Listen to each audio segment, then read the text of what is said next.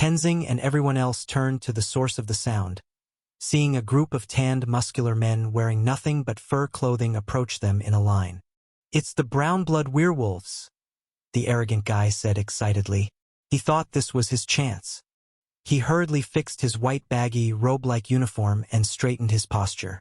"Have they found someone to recruit?" Tenzing asked. Everyone knew that the werewolves were trying to find allies for their annual lunar celebrations.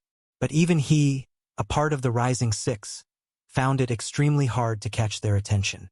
Yet now, these werewolves were running down the boundary between the quadrants with eyes that looked like they were hunting for something, or someone perhaps.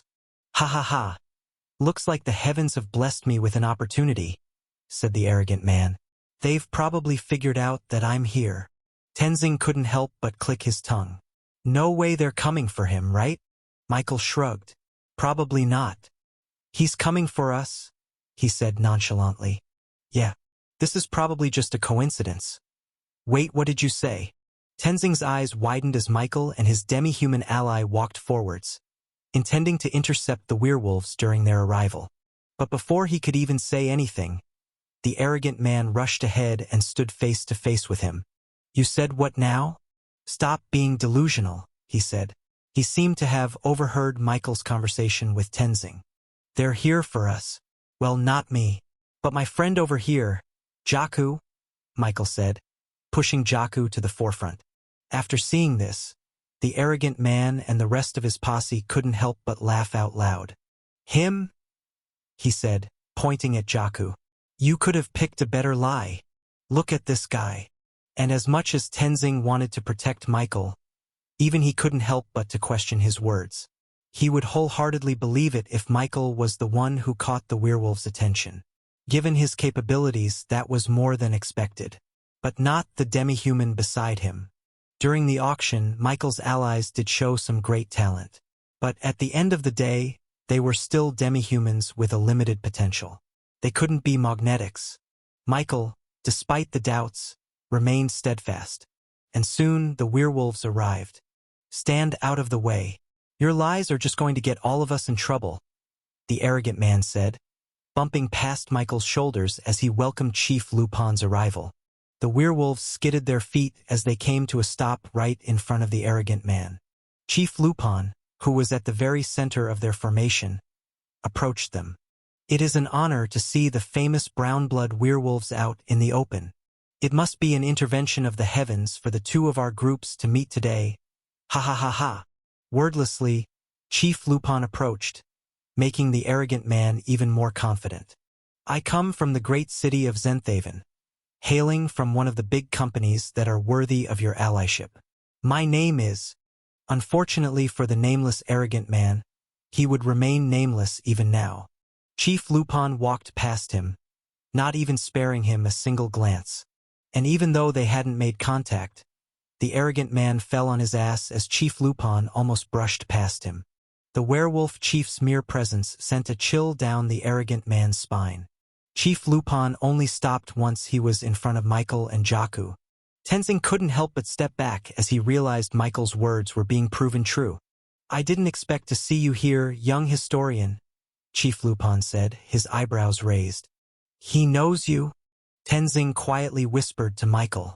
Then the chief's gaze moved over to Jakku. Immediately, Chief Lupon's eyes glistened as he scanned the Dragonborn's body from head to toe.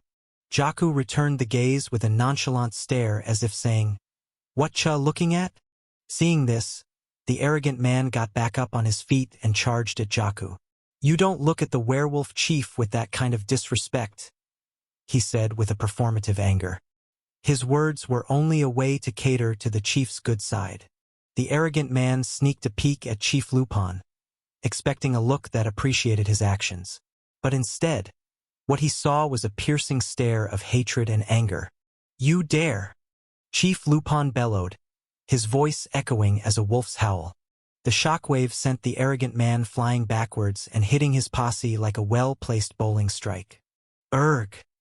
The arrogant man groaned, slowly lifting his head up, his face filled with confusion. But he's only a demi-human," Chief Lupon took a moment to compose himself once again, massaging his throat before turning towards Jaku. Great sword warrior. I am deeply sorry for that human's words, he said, bowing. This little interaction sent an infectious gasp throughout Tenzing and the others watching this little confrontation. The crowd had now gathered to almost 100 spectators. Previously, it was just the peddlers and the random passers-by who were making their way through the boundary between quadrants. But as soon as the werewolves arrived, it continued to grow till it filled the streets. That werewolf chief. He's bowing to that demi-human. Who are they?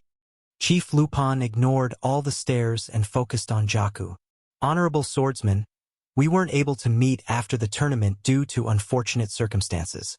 Would it be possible to invite you to our tribe and discuss the possibility of a friendship? Whoa! The chief of the Brownbloods is asking that demi-human to be their ally. And amidst all the jealous stares coming his way, Jaku couldn't help but sigh. If it was up to me, I would refuse, but you should ask my boss. Jaku pointed at Michael, surprising everyone including Chief Lupon. You? Yup. Chief Lupon was confused. But, you are the professor's protege. Michael shrugged. I moonlight as a company owner, he explained. This seemed to confuse the chief even more. But he did like the terminology he used. Moonlight. Moonlight. You want Jaku's help in the lunar celebrations, right? Michael asked him. That is correct. Michael nodded. Then I'll accept on behalf of my lazy guard. Chief Lupon's eyes widened, irises brimming with hope. Then I shall escort you both to our tribe. Meanwhile, the arrogant man and his posse of 10 were left completely speechless by the unbelievable sight. No! Wait! He said, limping towards Michael, Jaku and Chief Lupon as they walked away. But before he could get close, 30 werewolves growled at them, making them shrivel in fright. But... Just then, a fist smacked at the arrogant man's head. He turned around, only to see his father glaring at him with a face as red as a tomato. You unfilial son, you, his father grumbled.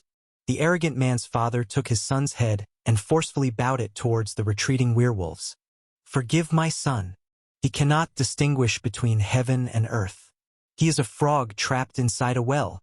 Chief Lupon continued walking and without turning around uttered, Make sure this never happens again. The father's face was filled with determination. A determination to fix whatever's wrong with his arrogant son. Meanwhile, Tenzing watched on with complete and utter shock as Michael and Jaku received a warm welcome from the brown-blood werewolves. But this time, it wasn't Michael who they were treating with immense respect. It was the demi-human right next to him. This didn't make sense to him. Just then, Michael spoke to Chief Lupon for a little bit and turned back to face Tenzing. Hey, Tenzing! Tenzing walked towards Michael, his face obvious. He was filled with questions that needed to be answered. What's happening? Why is your demi-human ally being escorted by the brown-blood werewolves? Michael shrugged. I'm not entirely sure either, but he did win in their swordsman tournament, so there's that. He did, Tenzing shouted.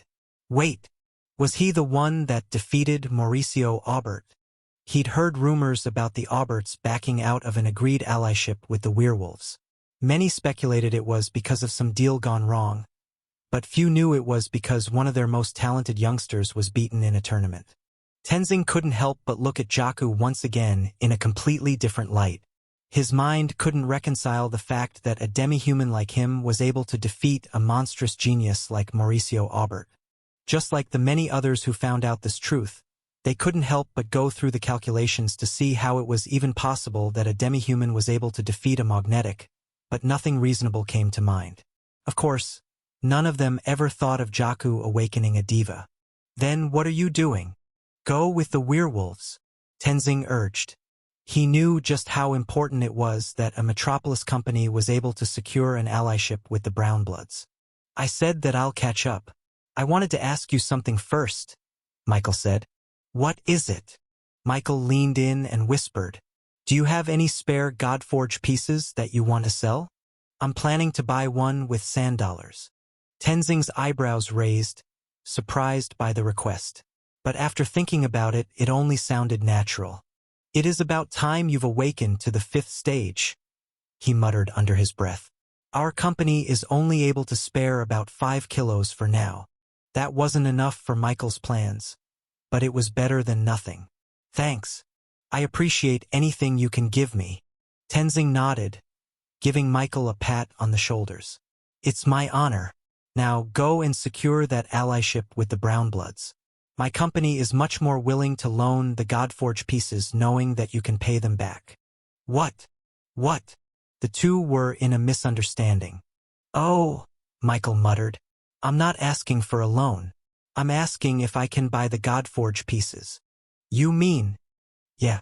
I got the money right here," Michael said, producing a cloth bag filled with $100 from his pockets. Tenzing stared at the bag in Michael's hands, shocked. To produce such a large amount of $100 so easily, without even a little bit of hesitation, was shocking to him. Even he had to wince if he had to spend 10,000 $100. But Michael was giving 50,000 $100 so nonchalantly. Michael even handed the pouch to Tenzing before confirming that he had the Godforge pieces in the first place. Tenzing didn't know if Michael was just that, trusting, or if he was loose with the money because he had so much more. "You're buying the Godforge pieces?" It's not with me right now," Tenzing uttered out. "That's fine," Michael said, pushing the bag towards him. "I'll meet up with you later to get it." Then, Michael waved goodbye and ran after the werewolves, leaving Tenzing alone with the pouch of $100 in his hands. "He's rich. With $100 too," Tenzing concluded. He thought Michael would only get the money after securing an allyship with the Brownbloods. But if he had that much to spare, then it meant that he must have had other allies within the Beastfolks as well. This made him realize that Michael truly was the hope for Metropolis. Michael caught up with the werewolves, and they were soon escorted in a carriage through the mountain forest ushered by dog wolves. "Once again, as chief of the Brownbloods, I implore for you to help us in these trying times." Inside the carriage, Chief Lupon bowed towards Michael and Jakku with desperation in his eyes. "You want our help in the lunar celebrations?" Michael asked. "Yes, Kyo," Chief Lupon said. "We need his help. The talents that he has shown during our swordsman tournament is enough to give me confidence that he will perform well in the lunar celebrations." "What are the lunar celebrations, anyway?" Michael asked, curious. Chief Lupon looked out the windows of their carriage, through the cloudless blue skies. "It is our annual worship of the moon. It is a way for us to give thanks to our God. Back in the olden days, we used our collective strength to prove our loyalty to the moon. But these days, the lunar celebrations have turned into a pissing competition between the tribes. What started as a way to worship their God turned into a way to show others how strong or how better their tribes were compared to others." "What sort of competition? A swordsman competition?" Michael guessed. That's what didn't make sense to him. From what he knew, werewolves were most proud of their physical strength, not their ability to wield swords. It made more sense if their lunar celebrations were wrestling instead. "Each tribe has a new competition that they'll introduce to the lunar celebrations," Chief Lupon explained. "It can be a wrestling exhibition, a race, or anything that requires physical abilities. In our case, I chose a competition between swordsmen. And in the lunar celebrations, the other tribes will challenge us by entering our swordsman competition and try to beat us on our own game. If we lose, our honor will be tarnished." Basically, the lunar celebrations was a way to showcase a werewolf's immense physical gifts. They were trying to show that they were so physically powerful that they could compete in any game or competition that they weren't familiar with and win using their overwhelming strength. That's what these lunar celebrations were trying to prove. "So that's why you're trying to recruit a swordsman," Michael muttered. "Yes, our tribe has no powerful swordsman." "Then why pick that?" Michael questioned. "We had no choice. We had the last pick," Chief Lupon said ashamedly. As the weakest tribe in New Sparta, they had no choice but to be the last ones to introduce a new competition. Chief Lupon wanted a wrestling competition or a speed race, but it was already chosen by the other tribes. But it turned out to be the best decision I have ever made. It has led me to discover you, he said, pointing at Jaku. A demi-human with a diva, that is unheard of. Meh, Jaku said, trying to undermine himself so that he wouldn't have to perform. Not only that, but you have the power of the mythical beasts. You have an ancient roar. Michael perked up as soon as he heard that. Ancient roar? You mean the thing that the professor was saying? Chief Lupon nodded with excitement. That is exactly it. I haven't seen it myself, but my werewolves aren't the type to lie. The symptoms of the earth aren't the ones to lie either. All evidence points to the fact that this young man over here awakened his ancient roar during the tournament in a fight against Mauricio. Although Chief Lupon sounded a bit crazy right now, he was talking with some reasonable sense. What makes you so sure? Michael asked. That earthquake. That strange disruption in ability power. It can't be anything else but the ancient roar. I bet the fact that he is the only demi-human who was able to awaken a diva had something to do with it. Is it really the ancient roar? Michael pondered as he looked at Jaku. The demi-human in question was the only one who didn't seem to care about the claims thrown at him. Michael couldn't help but believe the werewolf chief's words as well. After all, he had been searching for an explanation for that strange power, and was unable to reconcile it with any other type of magic or ability he knew. Of course, he couldn't be 100% sure. Perhaps only the professor could truly verify if it was the ancient roar or not. The ancient roar will allow us to prevail in the lunar celebrations. It is an advantage that will not only grant us victory, but it will also grant us respect and adoration from the rest of the werewolves. After all, we are not the only ones who were searching for the antique for the chance to inherit the ancient roar. All of us are. We believe that the ancient roar will allow us to grow closer to our heritage, and therefore be closer to our moon god. Michael finally understood Chief Lupon's desperation. He wasn't just looking for a good swordsman from Jaku. He was also looking for a ticket that would allow his tribe to skyrocket to the top of the werewolves' social hierarchy. As the one to bring the inheritor of the ancient roar, Chief Lupon would certainly gain great honor. They wouldn't be the butt of the joke anymore. This will be a great boon for both of us, Chief Lupon pleaded. Honorable Jaku, please show everyone of your magnificent inheritance. You are the hope of the Brownbloods. I don't know though, Jaku muttered. Ha! The demi-human dragonborn shrugged. It was just a fluke. I don't know how I did that. Chief Lupon was speechless. The slight glimmer of hope in his eyes was slowly fleeting as he realized that Jaku was telling the truth. We tried to summon that strange voice again, but to no avail, Michael explained. But that's not possible, Chief Lupon muttered in defiance. You showed the ancient roar. Your very voice should send a shockwave of fear throughout every ability power that you come across. It should strike them with inability. The ancient roar was a technique by the mythical beasts from the ancient era in order to nullify an ancient human's abilities. It was their only form of defense against the apex predators, the humans, from that time. I don't know what to tell you, Jaku said, putting his hands on his head and his feet on the seat in front of him. Looks like I'm not the one you're looking for. Finally, the carriage stopped and the doors opened. Male and female werewolves welcomed them from the outside, lined up with their most grandest of garbs to start the celebrations. Welcome, inheritor of the ancient roar, they greeted, wriggling the fur on their shoulders. But instead of a joyous chief, an anxious one left the carriage instead. Please follow me, Chief Lupon said to Michael and Jaku. Let us see if I was truly mistaken. The brown-blood werewolves were left standing there awkwardly, unable to know what made the atmosphere so strange. Michael and the reluctant Jaku followed Chief Lupon to an open space, devoid of any pine trees, just beyond the residential wooden cabins that comprised the tribe. There, they saw multiple werewolves sparring with each other by literally butting heads against each other. The ones who were forced to step backwards were the loser of the fight. Michael didn't know what that would accomplish, but it seemed that the werewolves valued that type of resilience quite well. As soon as their chief arrived, all werewolves stopped their duels and faced him with respect. They opened their mouths, about to howl, when Chief Lupon stopped them with a hand.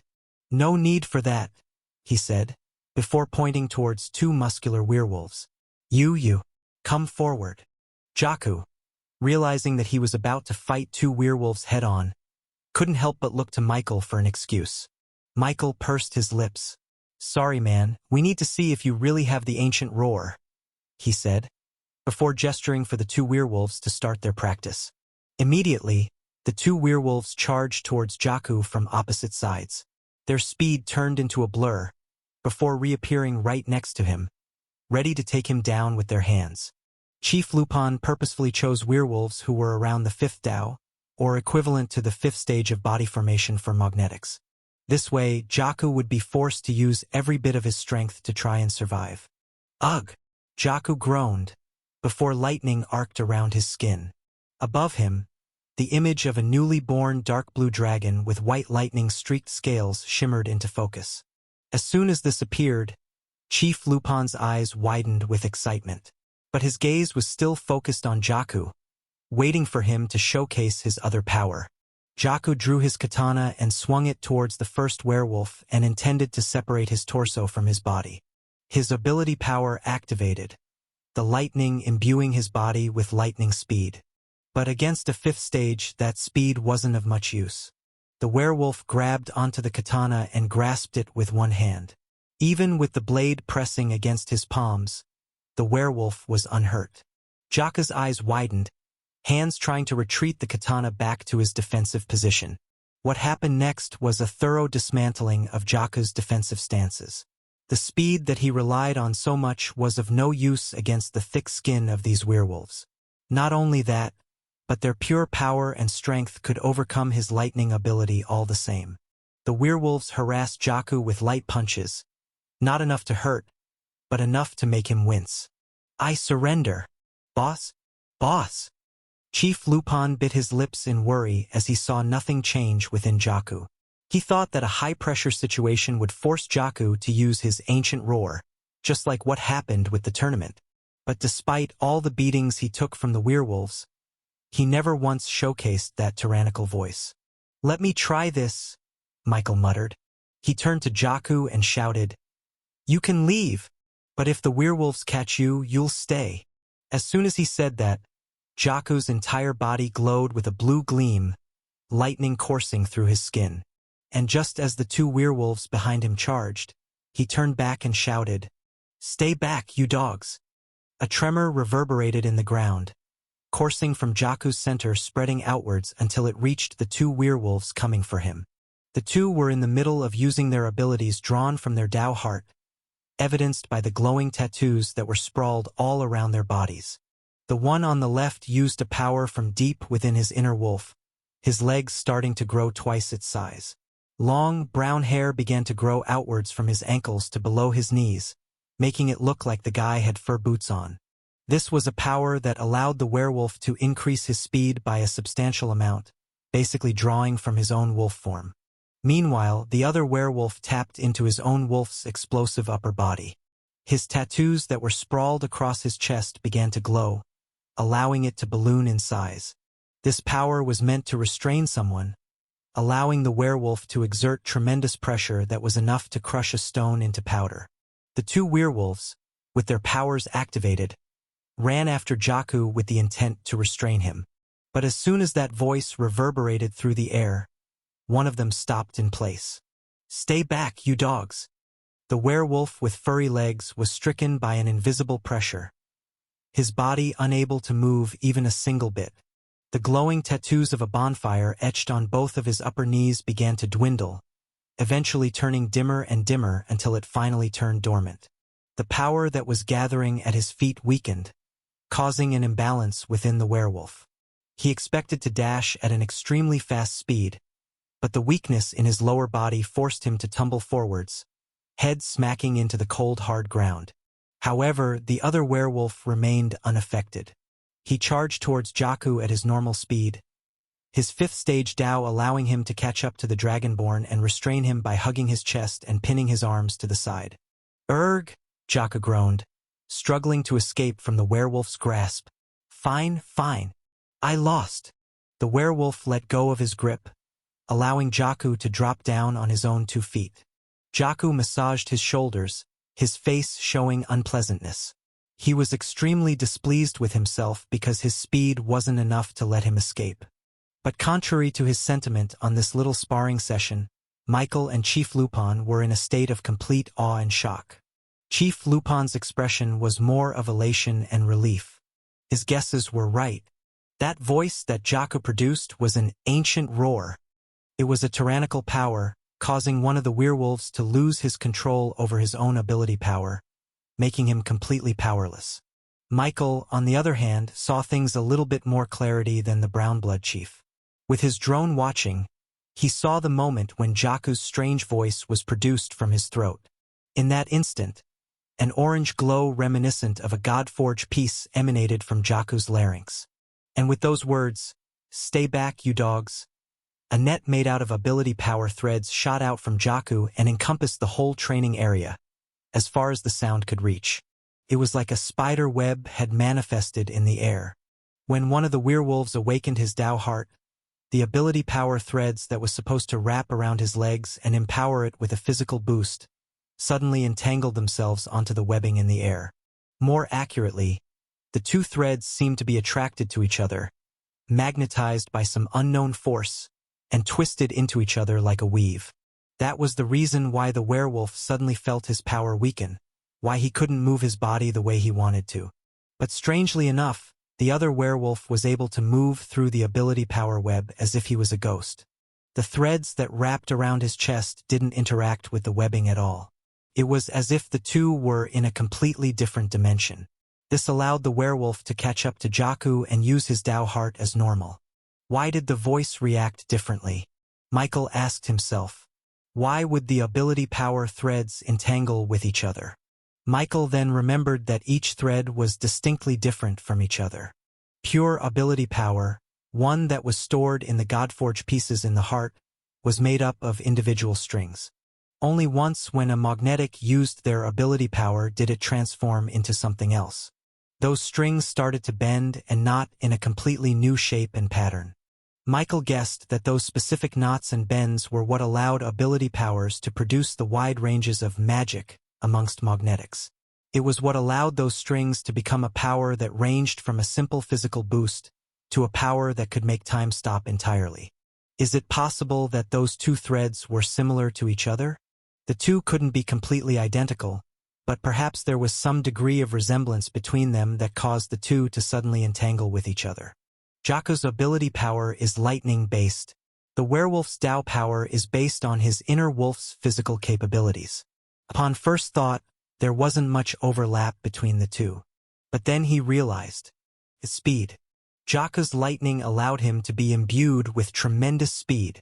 Meanwhile, the werewolf's physical legs were strengthened in order to boost his speed as well. That was the similarity between both.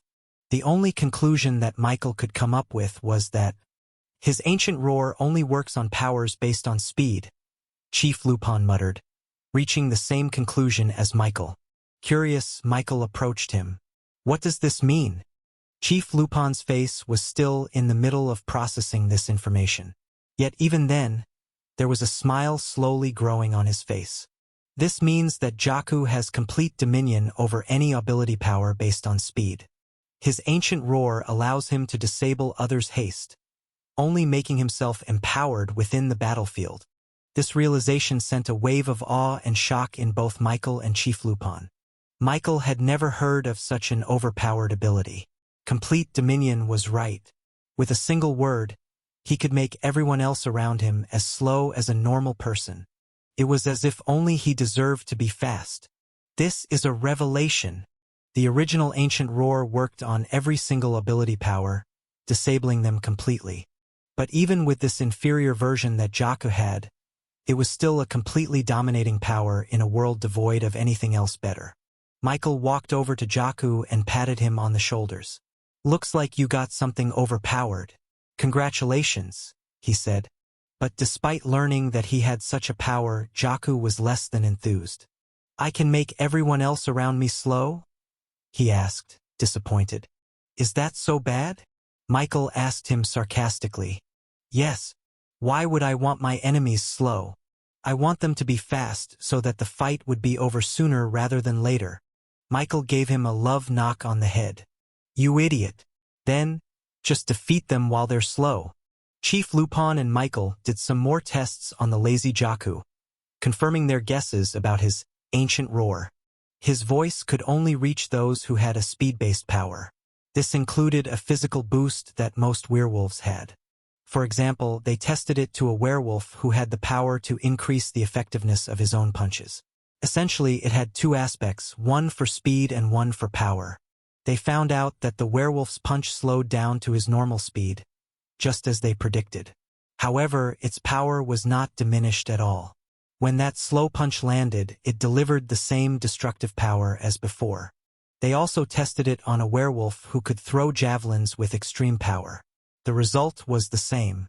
The javelin that used to travel at the speed of lightning now arced the same as if a normal human athlete had thrown it.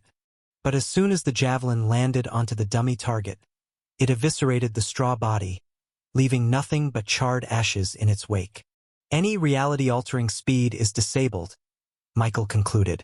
Although this meant that the power stayed the same, its speed being slower meant that it was much easier to evade, especially if Jakku used his speed. It was different, though, if the ability only pertained to speed. If the power came directly from the speed, then that power would also be disabled. He and Chief Lupon wanted to test out the effectiveness of Jakku's ancient roar in long distances, but it seemed that they would have to wait for a little bit longer. Wait! Moment! Jakku growled with a raspy voice. The dark blue dragonborn was constantly coughing after so many trials. With each use of his ancient roar, his throat became more and more sore, as if he had been shouting at the top of his lungs for days on end. Not only that, but the ancient roar's effectiveness started to drop drastically as this happened. In his peak state, Jakku could disable someone's speed for about 5 seconds before his target was able to recover and use their ability powers.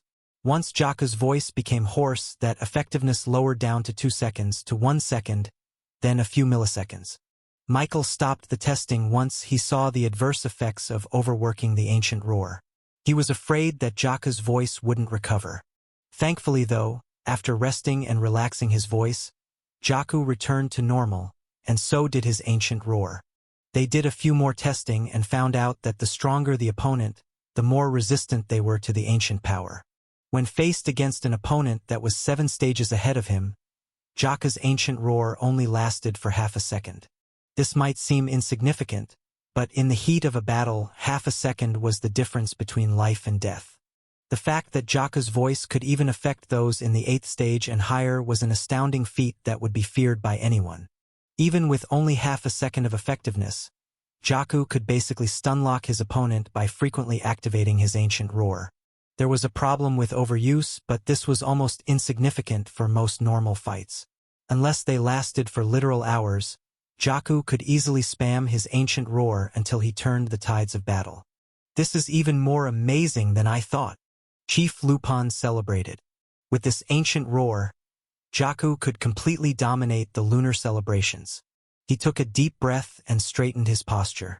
After seeing Jakku's capabilities, Chief Lupon no longer worried about their performance in the coming days. It was as if a huge weight was lifted off his shoulders. Because of this, Michael and Jakku were treated like royalty within the brown-blood werewolves. They'd only been here for 2 nights, but each one had been like a full-blown festival, with feasts, dancing, and drinking all around. Chief Lupon declared them to be VIP guests to be treated even better than they treated him. After the festivities, Chief Lupon retired in his cabin with a wide smile on his face. All that's left was to wait until the lunar celebrations commenced, and the Brown Blood tribe could finally escape their reputation of lackluster performance. But just then, he heard the sound of hurried footsteps coming from the outside. What? Did Jakku win in a drinking game again? Chief Lupon's expression changed when he saw the state of the werewolf in front of him. He looked haggard, hair disheveled and sweat dripping down his forehead. Werewolves don't sweat much, even with extensive exercise. The fact that the werewolf in front of him was perspiring to this extent meant that he must have come from an extremely long distance, or hurried with extreme speed. What happened with the other tribes? He asked. This specific werewolf was one that Chief Lupon personally tasked to look at the current situations between the tribes. He was a spy. Chief, they changed the lunar celebrations. Chief Lupon frowned. Changed? That's not possible. His confidence came from the fact that anything that related to the lunar celebrations were to be decided by all tribal chiefs in a meeting. If there was a change, then he would have known about it and deliberated with the other chiefs. They had a meeting, the werewolf said, struggling between breathing and talking. Without you. Chief Lupon immediately got up, the borderline of his irises and pupils glowing golden. It was deep in the night, with the half-moon showing in between the clouds of the starless skies. A giant brown wolf emerged from the cabin, dashing through the pinewood forests with extreme speed and agility. And in his giant wolf form, Chief Lupon's mind wandered. What were the other tribal chiefs doing? It certainly wasn't with good intentions. The fact that he only heard about this meeting from his own werewolf meant that they purposefully left him out of the loop. For what reason, he didn't know. But he wasn't going to let them get away with this. Soon after, he arrived in a lone cabin in the middle of the pinewood forest atop a tall plateau. He transformed back into his human form and busted through the door, seeing his fellow tribe chiefs sitting at a circular table illuminated by candlelight. "What's the meaning of this?" he questioned them. All 11 chiefs were present for this meeting, except for him. "Ha ha ha ha. You should see the look on your face." "What?" One of the chiefs, who had streaks of red paint on his face, pulled the chair and gestured for Chief Lupon to sit. "Relax, brother. We were just about to call for you. You didn't actually think we would have left you out, did you? But you should look at your face. It's priceless. Bah. You act as if you didn't act the same way earlier. Shut up." Chief Lupon's expression changed from one of anger to disappointment, then to exhaustion. As it turned out, this was another one of their pranks that the tribal chiefs played to each other. Harmless, but annoying. Usually it was just some jokes and teases against each other. But it seemed that this time, they fancied seeing the hurried look of everyone's faces thinking they'd missed a meeting. Lupon was just the latest of their victims.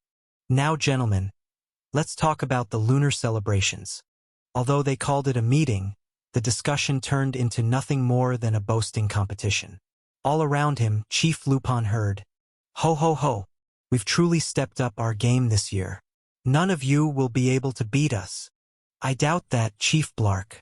Last year, we conquered your game in commanding fashion.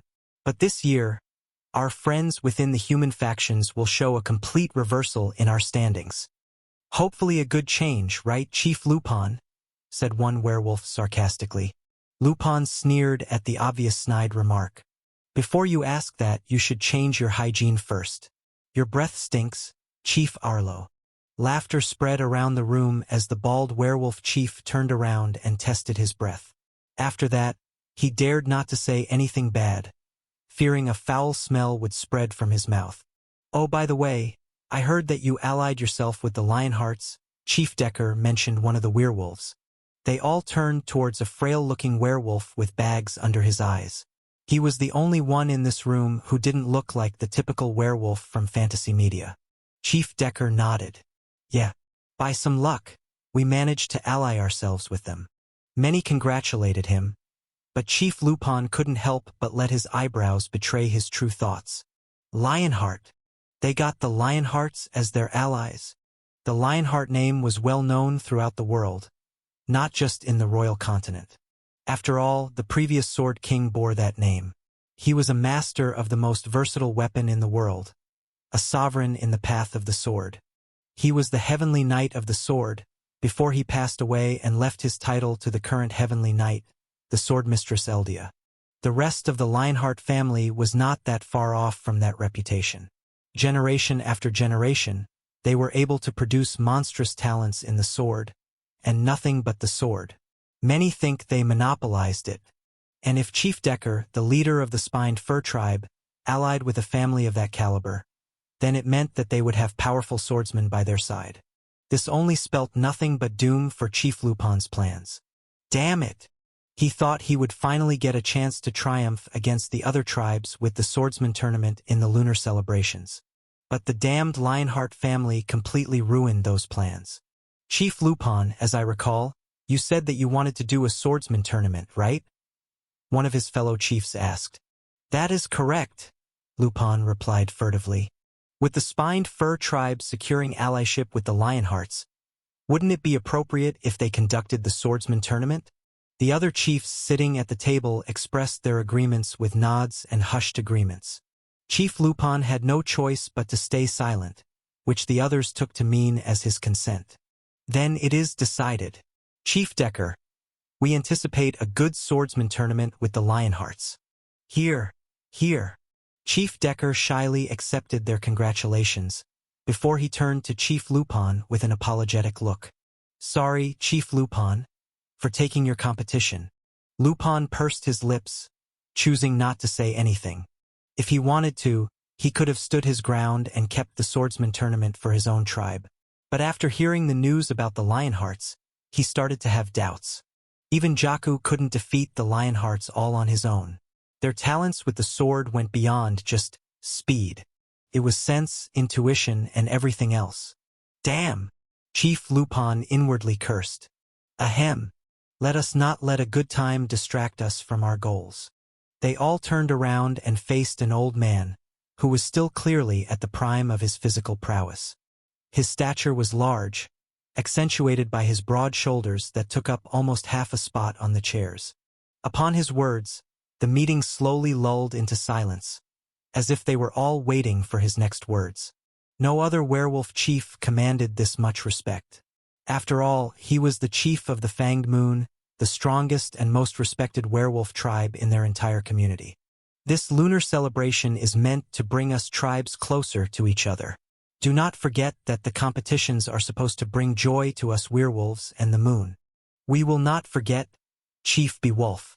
You have reminded us for many years. But for what reason did you arrange this meeting for? Asked one of the chiefs. They all turned to Chief Beowulf, stuck to the words he was about to say.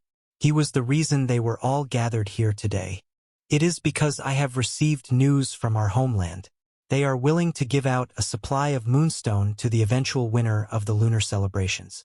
Those that were placed from first to third will receive the most, while those at the 10th and 11th place will receive the least. Unfortunately, this leaves the 12th place with nothing. The werewolf chiefs were all excited upon hearing of the prize for this year's lunar celebrations. But for Chief Lupon, this was nothing more than salt on the wound. The Brown Blood tribe was currently in 12th place, the bottom of the list. He thought that this year's lunar celebrations would allow him to advance at least a single digit up the rankings. He would have been satisfied with an 11th or even a 10th place finish. Unfortunately, this didn't seem all that possible now. After all, the spined fur tribe led by Chief Decker and allied with the mighty Lionheart family was in 11th place exactly. If they wanted to go up the rank, they needed to defeat them in the lunar celebrations. Gloom and doom entered into Chief Lupon's wandering mind. And before he knew it, the meeting was over. What am I going to do? He muttered as he returned to the Brown Blood tribe. He had to abandon his plans to start a swordsman tournament, meaning he had to think up an entirely new competition for the lunar celebrations. To say this was a disadvantage was an understatement. After all, he'd been planning for months before all of this. Now, he only had a few weeks to prepare for something entirely new. He was basically helpless at this point. Meanwhile, a day later, Michael approached Chief Lupon's quarters for a little sales talk. In his hands were none other than the phone he'd been planning to sell to the werewolves. This was exactly the reason why he wanted to create a connection with them. He wanted a new market for his phones. However, even as he knocked 3 times, the door still didn't open. This was quite strange, as previously, Chief Lupon would have come out of his house even before he knocked. His hospitality for them was off the charts. It was only after a few minutes later did a dejected Chief Lupon sauntered out the door, greeting Michael with a lifeless, "Hey!" Michael immediately knew that something was wrong. "What happened?" he asked. Chief Lupon sighed, and began to recount the events of yesterday in great detail. "I'm out of options," Chief Lupon pleaded.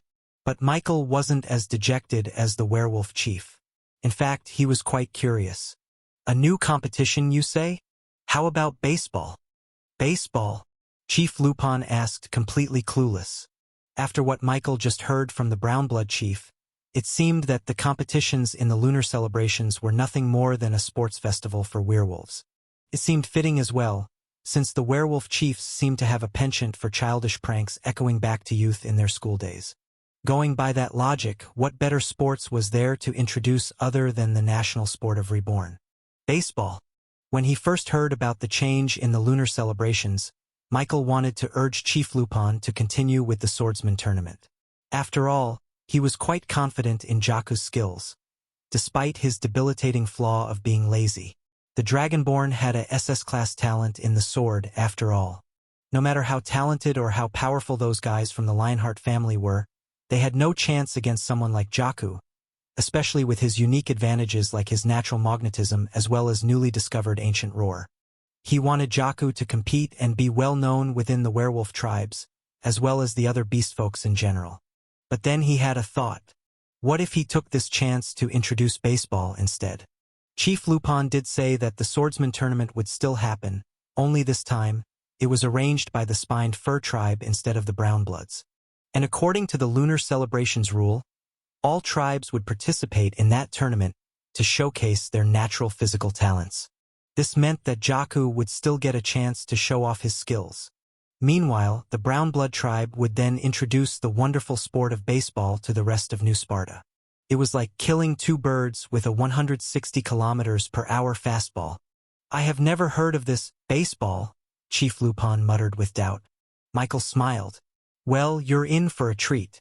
Baseball was a very physical sport. It required tremendous hand-to-eye coordination as well as synergy with the body in order to hit a ball that would go across the field and out the arena. The same went with pitching. And with how much werewolves like to brag about their physical attributes, he had a feeling that they were going to like baseball as much as he did. I'll show it to you, Michael said enthusiastically. Is there any flat, open space here in the forest? Intrigued and curious, Chief Lupon led Michael to a desolate area, a few hundred meters away from the main residential area of the tribe. This place was flat and devoid of any trees. After all, this was where they harvested their wood in order to construct all the cabins in their tribe, as well as the giant bonfire they used for their worship to the moon. This was the perfect area for creating a new baseball field. Michael went ahead and started the preparations, conjuring multiple magic circles in the air. Chief Lupon went wide-eyed as he saw large stone pillars suddenly emerge from the bottom of the brown magic circles, before they dropped down and created a flat stamp on the ground. This process continued until a 4-acre area for the playing field. You're quite talented in earth magic, young Kyo. I would not have expected that from a historian. But you are a protege, after all, Chief Lupon complimented, nodding at Michael's simple demonstration of one of his talents. Then, a giant metaphysical disembodied hand burst out of a giant magic circle, before floating down to the ground and grabbing a handful of dirt from a place far away from the field. Then, like a giant excavator, it opened its hand and released it in the middle of the field, creating the beginnings of a pitcher's mound. With a little bit of shaping and pounding, the mound was finally finished. Michael made sure that it would have passed an MLB inspection. Then, with a little bit of simple marking magic, he created a diamond shape in the bottom of the field, with each corner having the corresponding base. It's done, Michael heaved. Chief Lupon looked over the newly finished field, neither excited nor disappointed. This is where baseball is going to be played? Are we supposed to stay inside that diamond? And whoever leaves will lose? No, Michael corrected. You'll have to hit a ball and go through. He explained the basic rules of baseball, but he could see that Chief Lupon had a hard time understanding it. It's much easier to understand if you see it for yourself, Michael said. Wait a minute here. A minute. Chief Lupon muttered to himself, confused at the terminology. But before he could ask Michael, he suddenly saw a shadow emerge from the boy's feet and envelop him in a dome-like cocoon. A moment later, he was gone. Teleportation magic? Chief Lupon couldn't help but start to reevaluate his thoughts about Kyo, Professor Lichtenstein's student. It seemed that he underestimated the little historian. As far as he knew, only those geniuses from the Guild of Arcana were able to perform such use of teleportation magic. Then, a few minutes later, Michael returned as he promised. This time, a large shadow dome cocoon appeared in the middle of the field, startling Chief Lupon even more.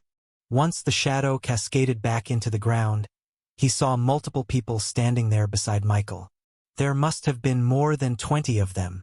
Some were demi-human, most were human, and there were even those who looked like Jaku, a demi-human with a mix of dragon and lizard.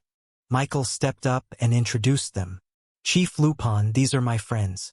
I brought them here to show you how to play baseball. He brought with him players from the famous all-star players from the RLB or Reborn League baseball.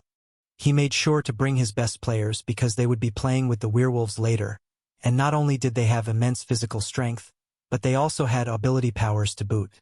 We'll be playing against ourselves for now. I'll be giving you the rules as they play. With a clap from Michael, the players began to take their places within the mound. Chief Lupon wordlessly observed the players.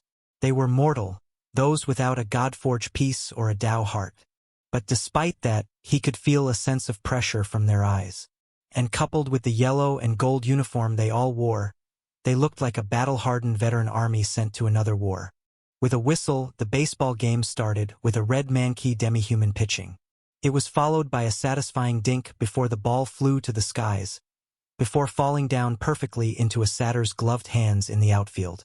The objective of the game is to go to the home plate and score, Michael explained. Chief Lupon was smart and picked up on the game easily, supporting his learning by asking Michael good questions regarding the rules of the game like a foul ball, balk, etc. And as the werewolf chief continued to watch, he found himself inextricably observing the batter's movements as he waited patiently for that ball to arrive in his perfect spot.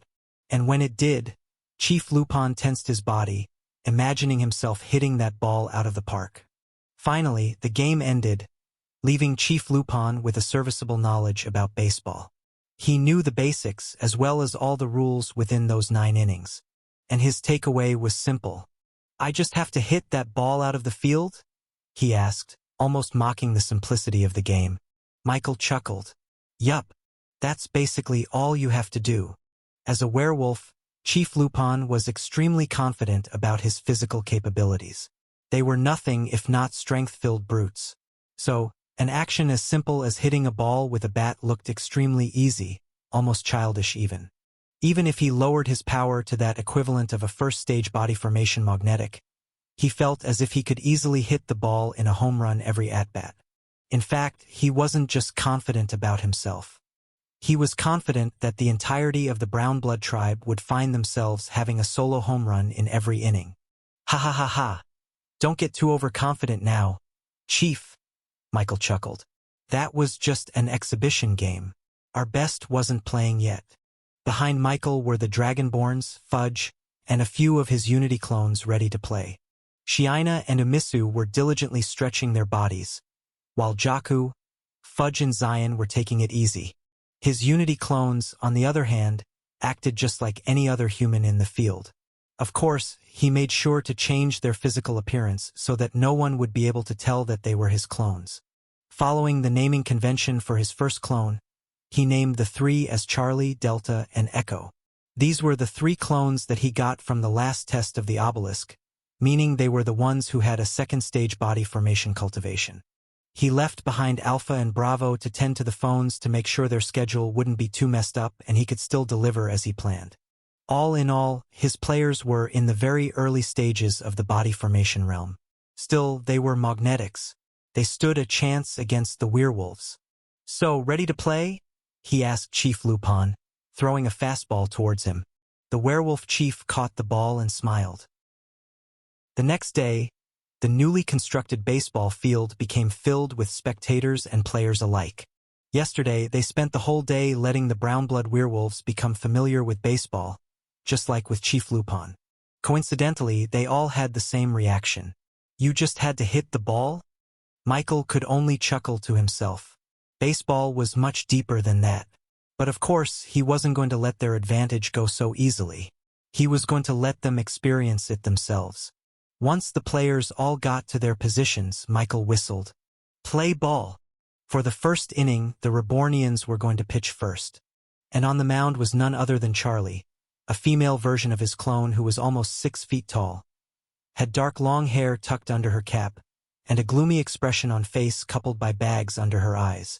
He chose one of his clones to pitch because he could control them, meaning he could implant all of the pitching knowledge of his previous world brought by ChatJK5 directly onto the field. The first batter was a long-haired werewolf in his early 20s, shoulders wide as if he had pads under his skin. His posture was extremely inefficient, with his body fully facing the pitcher and only one hand holding the bat. Despite this, Michael knew it wouldn't matter. The physical prowess of a werewolf defied human logic. "Is it really that hard to hit the ball?" the werewolf asked Shiina as she played catcher. "It doesn't look like it." "Don't worry," Shiina said under her helmet. "You'll find out soon enough." Finally, Charlie winded up her pitch in perfect posture and movement, mimicking the great baseball players from his previous life. The ball shot from her hands, going straight into Shina's mitts. The werewolf stood there and looked back at Charlie. "I wasn't wrong. That looked easy to hit." Charlie didn't respond to the provocation and winded up her next pitch. This time, the werewolf's body tensed, eyes focused on the ball. He wasn't going to let it pass by this time. Once the ball rocketed towards him, the werewolf's eyes glowed with a golden lining. With his enhanced vision, the werewolf followed the ball's trajectory with perfect accuracy, and with no wind-up at all, hit the ball using his one-handed bat. The ball shot to the skies, making everyone look up as it rose to the clouds. "See? What's so hard about hitting a ball?" The werewolf shrugged, making no attempts to run the bases. On the sidelines, his fellow tribesmen were cheering him on. "Yeah, show them the pride of the wolves. That's what I'm talking about. I could have done that too." And in the middle of their celebrations, they heard a whistle. "Out!" the referee declared. "What?" They all quickly turned to a meek green-scaled dragonborn in the center field position. Amissu shyly raised her glove, a white ball peeking from the inside. "Easy, right?" Shiina asked the batter, who had to dejectedly walk back to their dugout with a confused look on his face. Meanwhile, Chief Lupon narrowed his eyes as he looked at Charlie in the pitcher's mound. "She directed that hit," he realized. Charlie threw that pitch and basically tempted the werewolf to hit it from the bottom, making it fly up to center field, directly where Amissu was lying in wait. Chief Lupon noticed that their center fielder had moved up considerably, as if she knew that the ball would go there. The hit was deliberate. "So that's possible," Chief Lupon pondered. With this new depth to the game, Chief Lupon couldn't help but fill his mind with all sorts of possibilities and tactics.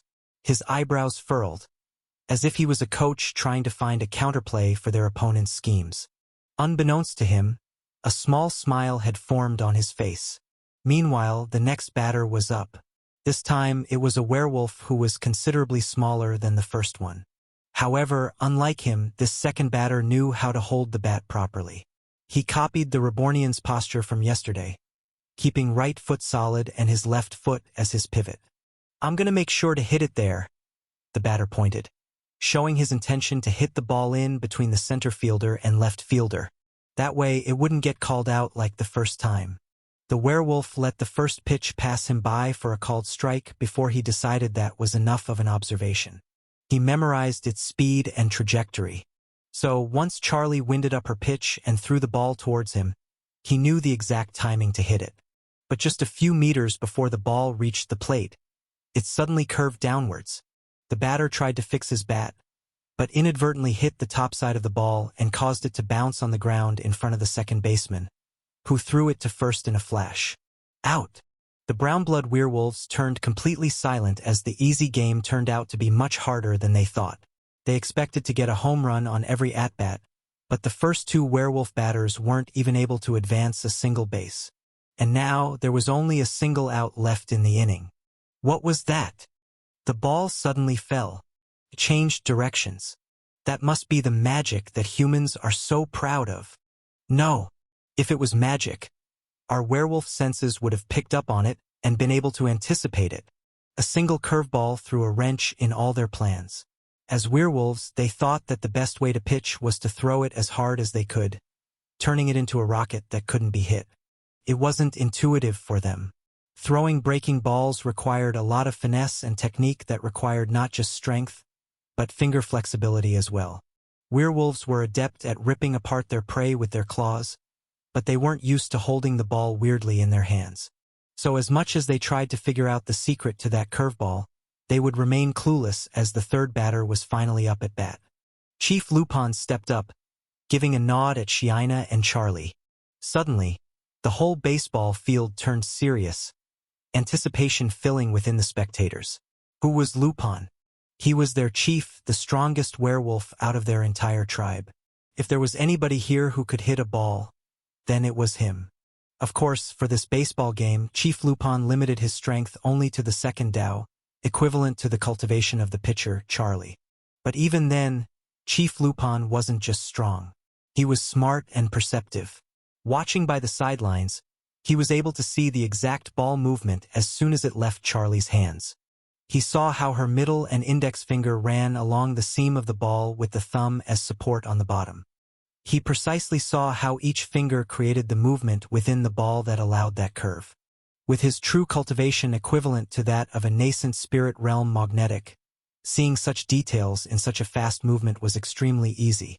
Some would say that using his true power to analyze her pitch would be cheating, but he would say that it was well within the rules that they made up. He only said he was going to limit his power while playing the game, not while he was watching from the dugout. So, as Charlie winded up her pitch, Chief Lupon knew what to expect. Go, Chief! We can't lose to these humans. Hit it so far that it reaches the moon. Ignoring all the shouts and cheers from the sidelines, Charlie sent the ball heading towards Shina's mitts at blurring speeds. Chief Lupon started his swing, anticipating the curve of the ball downwards. But as the ball started its spin, instead of curving directly downwards, it suddenly wildly turned to the left, causing the ball to slide past Chief Lupon's bat. Hitting at such an awkward place from the bat, the ball flew off backwards for a foul ball. Chief Lupon stared at Charlie, a smile forming on his lips. So that's not the only curving pitch. What? The ball changed directions again. These humans are tricky with their throws. I swear they're using magic. Darn. It's getting harder and harder to predict those balls. After seeing a glimpse of what a good pitcher could do, the werewolves began to realize that they had completely underestimated the game of baseball. Pure strength won't win them the game. They needed the smarts to go with it too. And right now, they were like a group of little league kids playing against a team of professional MLB players. Once the ball was retrieved, play resumed. With the ball in her hands again, Charlie took a deep breath and raised her left leg, twisting her torso to deliver another pitch. The ball shot out of her hands, directly into Shina's mitt. Strike! Chief Lupon let the ball go, thinking that the pitcher would throw another unexpected curveball. But this time, Charlie just threw a simple fastball right down the middle. Ho ho! Lupon chuckled. He never expected that a physical game such as this could be so mentally challenging. The mind games between him and the pitcher were as intense and fierce as any battle he faced before. It was stimulating his brain to the maximum. So, despite not being able to hit any of the balls as he would like to, Chief Lupon was having fun holding the bat. Come on, he challenged, provocatively swinging the bat towards Charlie. The Unity clone didn't respond to the taunt and simply prepared herself for the pitch. Then, with a wind-up, she threw the baseball straight down the middle. She was going to do the same pitch as the previous one. The audacity! This time, Chief Lupon swung his bat, but at the very last second, he realized that the ball was going significantly slower than before. His perfect timing turned out to be too soon. The ball hit the bat on its very end, causing it to fly to the far left for another foul ball. Now, the count was 2-0. One strike left and he was out. Ha ha ha ha ha. Chief Lupon laughed. This is fun. Then Charlie pitched the ball, curving towards the right. The werewolf chief swung his bat, hitting the ball and letting it fly to the far right side for another foul ball. The next pitch went the same. Charlie pitched and Chief Lupon sent it flying to a foul ball. Even though the Rebornians only needed one strike left to end the inning, Chief Lupon kept on making contact with the ball, none of which went towards the playing field. It was quite frustrating for the pitcher. Haha, he's trying to get Charlie to show all of her tricks, Michael realized. It seemed that the werewolf chief was purposefully hitting foul balls in order to keep batting. With each pitch, he was getting more and more familiar with her game, and therefore was able to anticipate her next one. This was extremely smart of him. Michael shouldn't have expected less from a chief. Now, it wasn't just him who was benefiting from these constant foul balls. The werewolves in the dugout were slowly warming up to the curveballs, sliders, and changeups from Charlie's pitching arsenal. In short, the Rebornians' advantage was slowly dwindling, and the werewolves were slowly leveling the field. Once that happened, the Brownbloods' natural strength would give them the edge in the game. "It's time to end the inning," Michael muttered to himself, and with a single telepathic command, Charlie understood what she had to do. She nodded at Shiina, giving her the signal. The white-scaled dragonborn nodded back, realizing what she had to catch. "It's time for a home run," Chief Lupon declared, causing a massive raucous cheer from the Brownbloods watching from the sidelines. Charlie wound up her pitch and threw it straight down the middle once again. No curve, no changeup. Chief Lupon smiled. He'd seen so many pitches from Charlie that he knew that there were no tricks hidden from that fastball. It was thrown literally straight down the middle, as if perfectly teeing up a home run for him to hit. "Thank you," he said as he began his swing, muscles bulging in power. Brown fur began to sprout on his skin, the full moon tattoo in his chest glowing with lunar power. Tapping into the power of his own giant wolf form, Chief Lupon's already tremendous physical prowess grew to an even more immense state, surpassing what could even possibly be achieved with normal physics. Space itself began to bend around Chief Lupon's skin, the ripples perfectly representing the torque happening around his torso. His natural talents in exerting physical strength showed itself. Just those few hits allowed him to hone his batting technique to pro-athlete levels, possibly even beyond that, possibly to what could be achieved if a werewolf dedicated himself to baseball. And as Chief Lupon twisted his body, the ripples began to focus on a single point, a point that baseball experts would name as the sweet spot in the bat. That point perfectly coincided with the fastball's trajectory. Chief Lupon wasn't planning on hitting this ball out of the park. No, he was planning on hitting it out to the moon. What would be more fitting of a sacrifice for their god? Finally, as both bat and ball were about to meet, Chief Lupon poured everything into the hit. But at the very last moment, the ball stopped. It didn't slow its speed. It froze perfectly in place, just an inch beyond the bat's swinging arc. In the middle of his swing, Chief Lupon saw the ball's features with crystal-clear clarity. His eyes widened. Attached in between the seams, there was a small block of iron with a smaller, vertical block hinged at the center. Even he knew that no matter how small that block was, it should have thrown off the ball's center of gravity and messed up its movement in the air. Then he realized it was an ability. It defied reality. But it was too late. The momentum from his incredibly strong swing became his downfall. Unlike the ball, he couldn't stop the momentum. The tip missed the ball by just a single inch. Half a second later, as Chief Lupon's bat swung out, the ball resumed its momentum and shot straight into Shina's mitts. Strike. Silence reigned in the baseball field as Chief Lupon remained in his swinging position. The fur that grew around his body recessed back into his skin, his muscles deflating. The brown-blood werewolves watching the game were in complete shock. He was out. Chief Lupon couldn't even get on first base. "What do you think about baseball now?" Michael asked from the sidelines. Chief Lupon faced Michael. A crazed smile formed on his face. "Ha ha ha ha. This baseball is fun." And with those words, the whole baseball field erupted. "Whoa! Did you see that ball? It stopped in mid-air. I was completely wrong about baseball. This is exciting. Watching it makes me want to try and hit the ball. I want to try and pitch. Those curves look cool." Seeing the enthusiastic reactions from the brown-blood werewolves, Michael smiled. He knew that giving them a chance to experience the heart-wrenching, anxiety-inducing, and seat-grabbing emotions of a baseball game would quickly endear them to the sport. And it looked like he was right.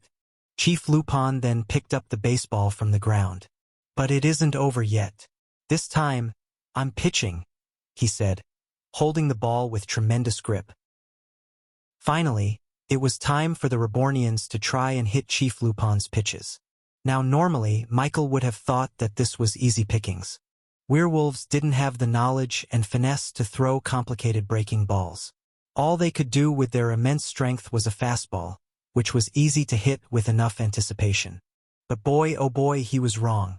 Their very first hitter was Delta. Being a second-stage magnetic, his clone was arguably the strongest among their team. So he thought that they'd be able to get a hit first base at least. But as Chief Lupon threw his pitch, it zoomed towards home plate at a speed even faster than Charlie's. His entire right pitching arm had half transformed into a wolf, doubling in size and growing fur all over. This gave Delta no chance to react. He swung his bat, anticipating a trajectory in the upper right corner of the strike zone. But suddenly, the ball curved downwards, causing Delta's swing to miss. Strike! This was a perfectly executed curveball. Somehow, Chief Lupon was also able to perfectly copy Charlie's technique down to the finger movements.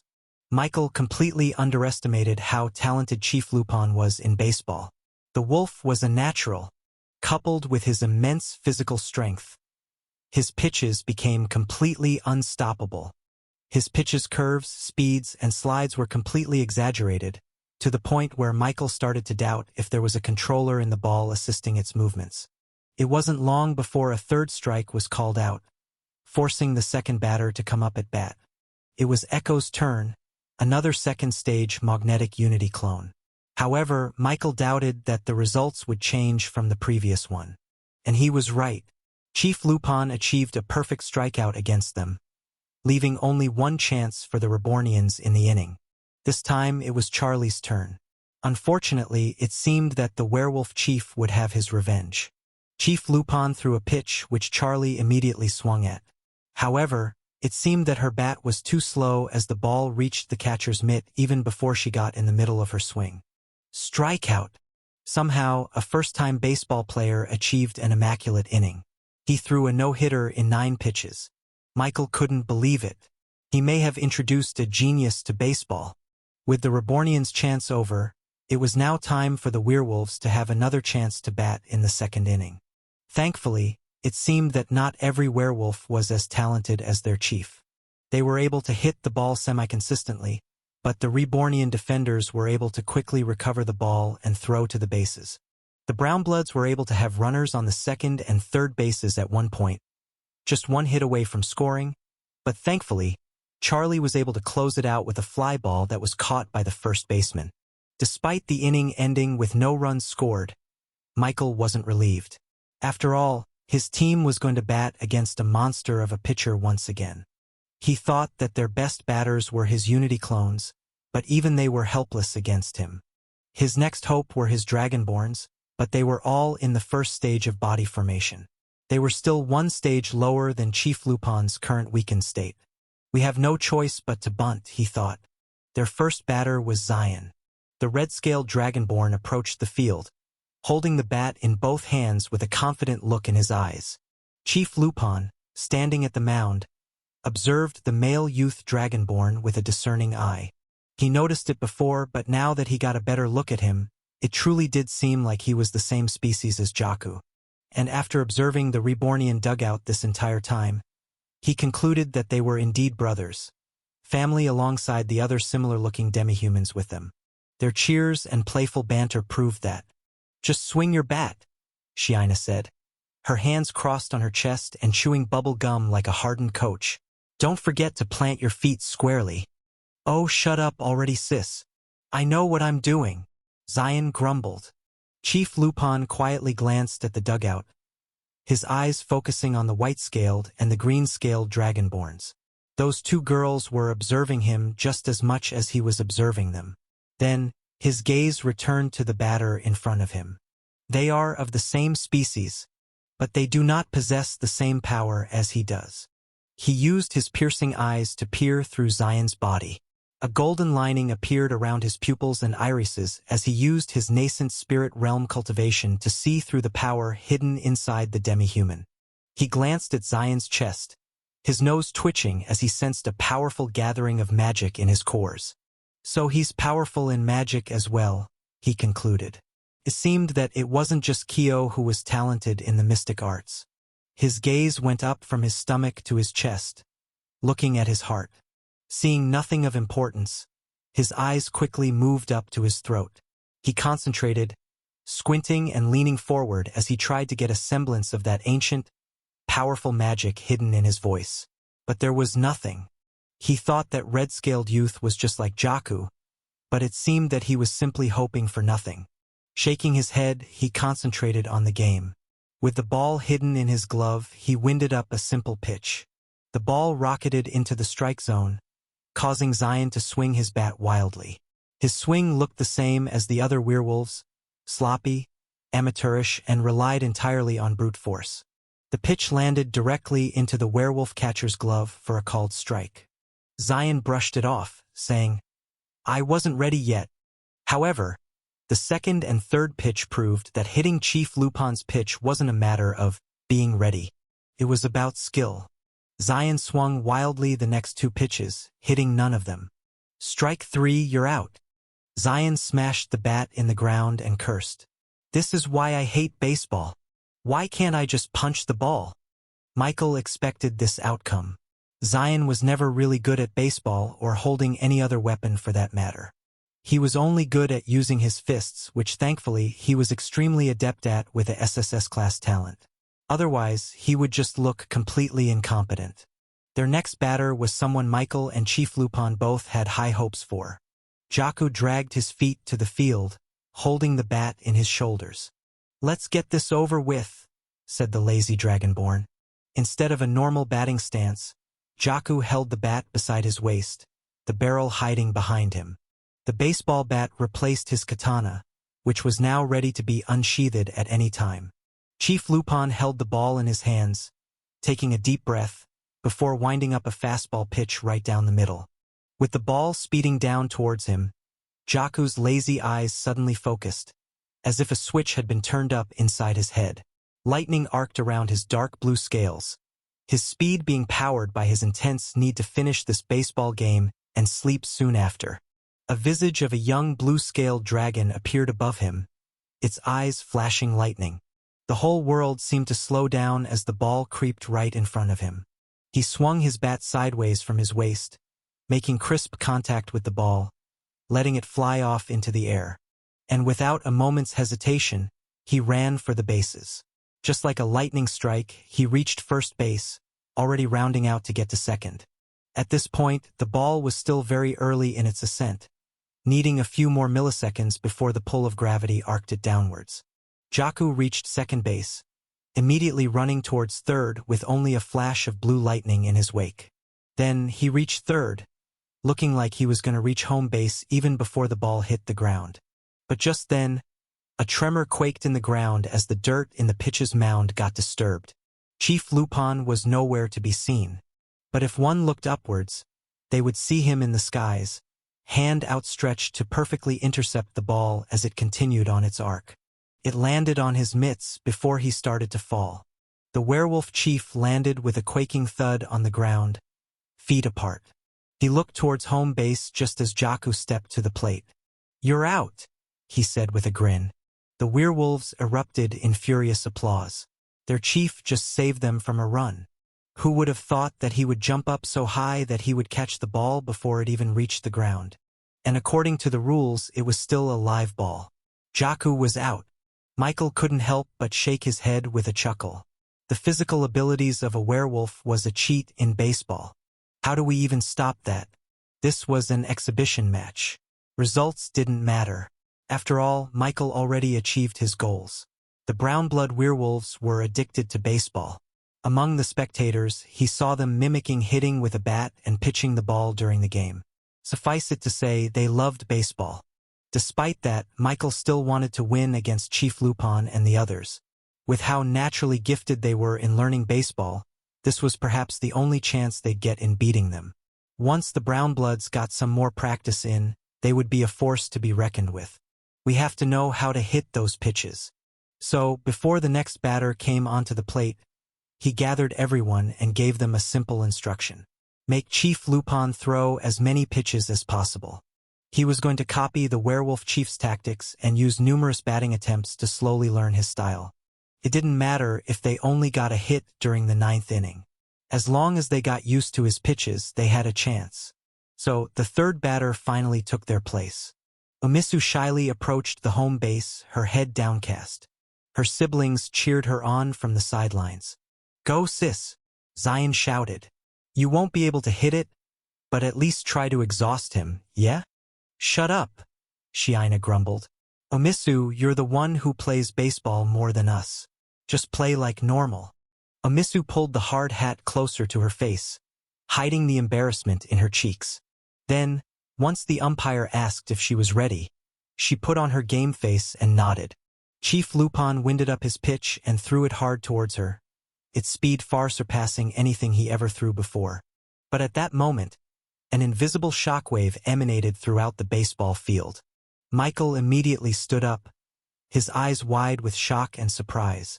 A few milliseconds after Chief Lupon threw the ball.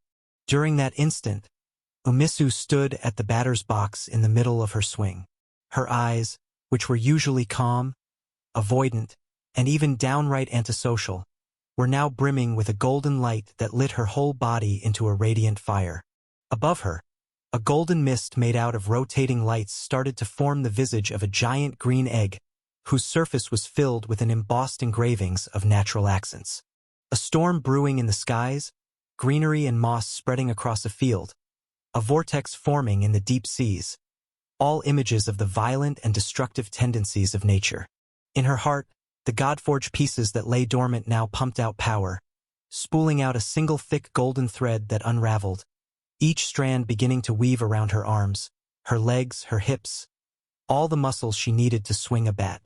And when that ball finally came in her direction, the threads that wrapped around her body suddenly tightened, giving her torque and momentum that completely defied the limits of physical reality.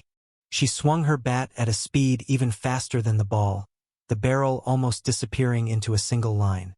With complete precision, the bat's sweet spot clashed with the ball, making it morph to the bat's outer shape as if it was made out of the softest cushion. And with a simple follow-through, Amissu sent the ball flying out straight into the skies, quickly shooting through the clouds with no signs of stopping at all. Chief Lupon's legs were in the middle of its transformation, fur sprouted, muscles bulging. Burying the shock and surprise in his heart, he unleashed all of his strength into a jump, leaving a dust cloud in the ground as the pitcher's mound became undone from the mere after effect of his leap. He flew straight up in the air, hands outstretched as he tried to catch up to the ball. But it wasn't long before he realized that he wasn't going to catch up to the ball. Letting go of any pretenses, Chief Lupon released the chains that restricted his Dao heart. His cultivation, which was limited to the 2nd stage for the sake of fairness in this game, suddenly shot up to the 4th stage, 6th stage, and finally at the very peak of the 9th stage Dao realm. His muscles convulsed, with each twitch of its fibers adding additional propulsion into his flight. Soaring through the clouds, the werewolf chief didn't care about anything except for catching that ball. Rules be damned. Finally, he came close to the ball, seeing it destroy the clouds into mist. Each millisecond, he came closer and closer to making contact with the ball. And when his fingertips were mere inches from grasping the ball, he suddenly found it moving further away from him. No, to be exact, he was moving away from it. His body suddenly started to slow down, having reached the apex of his jump. Meanwhile, the ball continued to soar up through the high heavens. And at the moment when Chief Lupon was about to fall down, he remained in the air, floating, as he looked up at the shooting ball leaving his grasp. He realized that the ball wasn't decelerating at all. It continued in a straight trajectory, unbothered by factors such as gravity, air friction, and physics. The ball finally left the world's atmosphere, turning into nothing but a twinkle in outer space. Its direction, straight to the moon. As Chief Lupon fell back to earth, he couldn't help but smile. How poetic. He closed his eyes, his mind thinking back to the demi-human woman who was able to exert such an effort that it reached the moon. If he had released his limiters before he jumped, then he could have caught the ball in midair. But who would have thought that the Rebornian hitter would suddenly experience an ability awakening in the middle of the game, in the middle of a swing? And it was a demi-human, no less. He crashed back down onto the baseball field on his feet with a loud thud.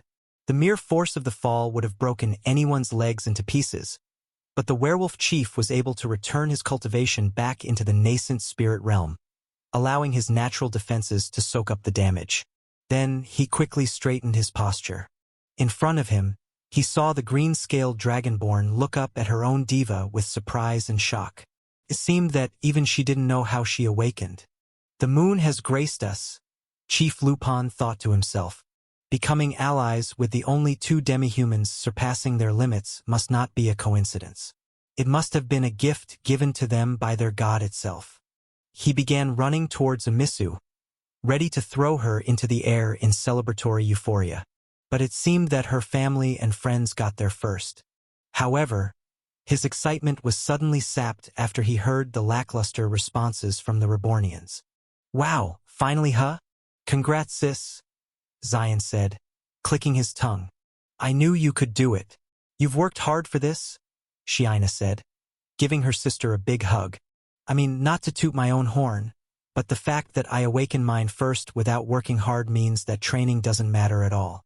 So when y'all force me to go and train, you know what my excuse will be," said Jaku. Chief Lupon frowned as he heard this. Where was the fanfare? Where were the raucous celebrations? The brown-blood werewolves threw festivals for something as trivial as someone growing their first fur. But these demi-humans weren't even cheering after seeing something so reality-breaking. "Why aren't you more happy?" Chief Lupon bursted out. "I mean, it's because we expected it," Zion said. "I'm the youngest, so of course I'm going to awaken mine last. Sis was due for her awakening long before this." "He's going to awaken his what now?" "I already knew this would happen," said Shiina. "She's been working really hard to awaken her abilities. Of course, my advice certainly helped her there." Golden lights rotated above the white-scaled demi-human, forming a visage of a pearl gold dragon in its infancy. It roared silently, before rubbing its head on Amissu's green egg diva. Chief Lupon's eyes almost left its sockets. Another one?" Michael walked over towards the malfunctioning werewolf chief and gave him a pat on the shoulders. "Oh, I forgot to introduce you to them. These are the Dragonborns. They're just like Jaku." Chief Lupon's head slowly creaked as he turned to face Michael. You mean?" Michael nodded. "Yup, they all have a God-forged peace in their hearts. Right now, all three of them have awakened their abilities, as you saw, leaving only Zion left unawakened. But it's only a matter of time." These Rebornians talked about awakening their divas as if it was the most natural thing in the world. But Chief Lupon knew just how impossible it was for not just one, not just two, but 4 demi-humans safely taking in a God-forged peace in their hearts. It suddenly made him realize, who were these people? Chief Lupon was in complete shock as he realized that these Rebornians were complete monsters in nature.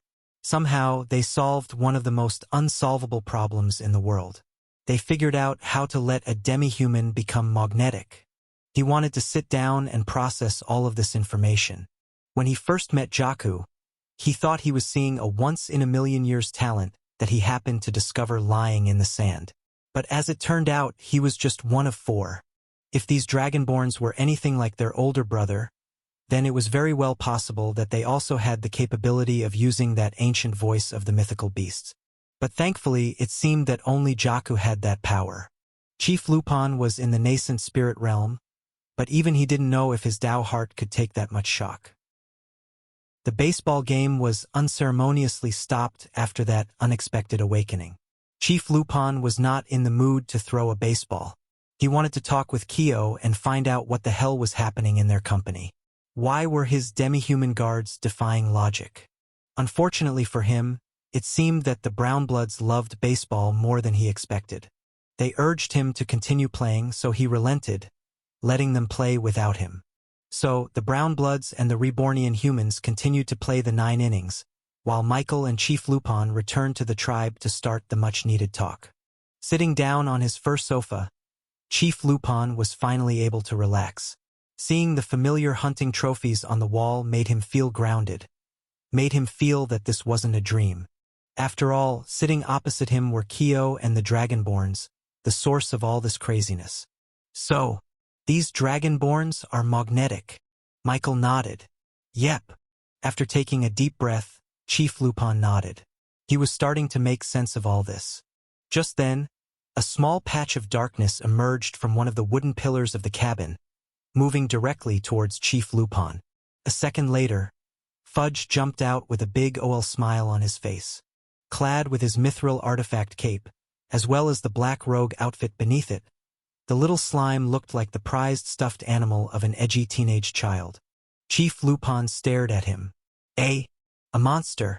A talking slime. Fudge pouted his lips. Not a monster. Pet. I'm Master's pet. The werewolf chief's mistake was understandable. After all, it was universally accepted that monsters were neither intelligent enough to talk, nor tame enough to be called a pet. Their names were accurate. They were monsters that roamed the untamed lands. They would have been the apex predators of the world if it weren't for people. And as far as he knew, only their demon queen could control these monsters to do their bidding. Yet now, he was seeing a sentient slime acting completely independent, with its own personality and attitude, a childish one to boot. Meet Fudge. He's our mascot, Michael said, introducing Fudge as the violet slime jumped on top of Chief Lupon's head. Urged by curiosity, Chief Lupon moved his hand to touch Fudge's slimy exterior. But before he could, he suddenly felt a foreign power try to invade his Dao heart. Beneath his feet, his shadow suddenly started to morph. The rigid edges born from the muscles surrounding his body started to convulse, slowly changing it to become a lot rounder in nature. And for a moment, a pair of red eyes and a sinister smile appeared in the middle of the shadow. This was none other than Fudge's malevolent passenger diva trying to take over the werewolf chief's body. Chief Lupon's natural defenses as a nascent spirit being immediately dispelled the attempt. The audacity and fearlessness to do that to a power beyond the body formation realm could only be described as foolish. However, Chief Lupon couldn't even be mad. He was too shocked from what he discerned from that demonic possession. He knew its source. That was ability power. Not one like in his Dao heart, but the power born from a God-forged piece. Don't tell me. Now that he was extremely up close, Chief Lupon used his enhanced eyesight to briefly see the lustrous glimmer of a God-forged piece laying suspended where the slime's core was supposed to be. That small droplet completely upended everything Chief Lupon knew about the world. He's a magnetic, he shouted, standing up in an almost frightened reaction. Yeah, Michael confirmed. That's Fudge. That's Fudge. No, that's not how you should explain that. You do realize that this, Chief Lupon said, gesturing to everyone in the room, is impossible, right? Demi-humans becoming magnetics, that was a little bit easier to explain. After all, they were still half-human, so it was conceivable to think that they could harbor a God-forged piece in their heart. Many people theorized that it was possible, that's why they kept trying to make it happen in all these years. But a monster, becoming magnetic, that one was simply illogical. A slime, no less. By all accounts, the slime should have been incinerated into nothingness the moment its liquid body came into contact with the God-forged piece. Yet it didn't. And even more impossibly, he was able to awaken an ability power with it. For a second, Chief Lupon shuddered. The fact that all these reality-defying talents were gathered into one company sent shivers down his spine. And the next, he profusely thanked the moon god for making sure that they allied with them. He didn't have to be an oracle to know that this small group of people would make certain waves within New Sparta, and consequently the entire world itself. Ha! Chief Lupon exhaled deeply. All the pressure he felt for the lunar celebrations was quickly washed away. If he had these Rebornians as allies, then he didn't have to worry about their rankings at all. Instead, He'd only have to worry about the epidemic of heart attacks brought about by pure shock once they showed themselves in the festivals. A few hours later, the brown blood chief was finally able to calm himself down. After a good talk with Michael and the Dragonborns, he found himself endeared by their antics as well. Then, Chief Lupon began a 3-day-long festival that celebrated the allyship between the Brownbloods and the Rebornians, cementing it by playing simultaneous baseball games. Kyo, would it be possible for you to create more baseball fields? Chief Lupon asked Michael. Baseball took over the Brownblood community. Everyone wanted to play it. Its popularity spilled over to the players, with both Amissu, unexpectedly Charlie, becoming celebrities within the tribe. Their performance was legendary, earning the adoration of both the men and women wanting to become good at baseball. I'll make 3 more baseball fields, Michael promised. Chief Lupon thanked him and looked up at the moon hanging in the cloudless night skies. It is truly mind-blowing to think that in your nation, everyone can play baseball anytime they want. They even have a competition of their own, the RLB, and have their own teams they can cheer on. There was longing in the chief's voice. Someday, I would want to visit this nation of yours. Seeing this nightly baseball game is truly one to hope for. Michael looked at him, a smile forming on his face. You want to watch the RLB games? Michael asked him. Of course. Now that you've shown me the wonders of this sport, I can't help but want to see high-level play for myself. From what you told me, even though those players don't have the same physical prowess that werewolves have, they still use their tenacity and their skill to triumph in the game. Chief Lupon knew that his knowledge about baseball was merely the tip of the iceberg. The fact that he was simply endowed with a physical strength meant that even a half-hearted swing would result in a probable hit. So, in order to give baseball the proper respect that it deserved, he wanted to learn everything there was to know about the sport. Unfortunately, it seemed that he wouldn't be able to do that anytime soon. The lunar celebrations required a lot of preparations that he, as a chief, had to arrange. Michael did say that travel to the parched lands would only take a few days at most, which he didn't quite believe, but even then, he simply didn't have the luxury of time. Wait here, Michael said, before teleporting again. Chief Lupon experienced déjà vu. The last time Michael did this, he brought with him baseball as well as the Dragonborns who turned out to be magnetics. Michael reappeared a few minutes later. Then, with a grin on his face, he brought out a rectangular metal brick and presented it to the werewolf chief. Sorry for the delay. Now, let me introduce to you the wonders of this new product called the phone. Chief Lupon took the phone in his hands and observed it with confusion in his face. Is this supposed to be a joke I don't understand? It just looked like a metal stone. Michael took the phone back and controlled it. On the home screen, instead of 4, the apps now grew to 5 icons. The new one was an image that only people from his previous world would recognize. It was a television screen, with 2 antennas sprouting from its top. On the bottom inscribed the title, Reborn Tube. Michael opened up the app, seeing only a single rectangular image inside. It was a picture of a baseball field filled to the brim with spectators wearing 2 distinct red and blue colors.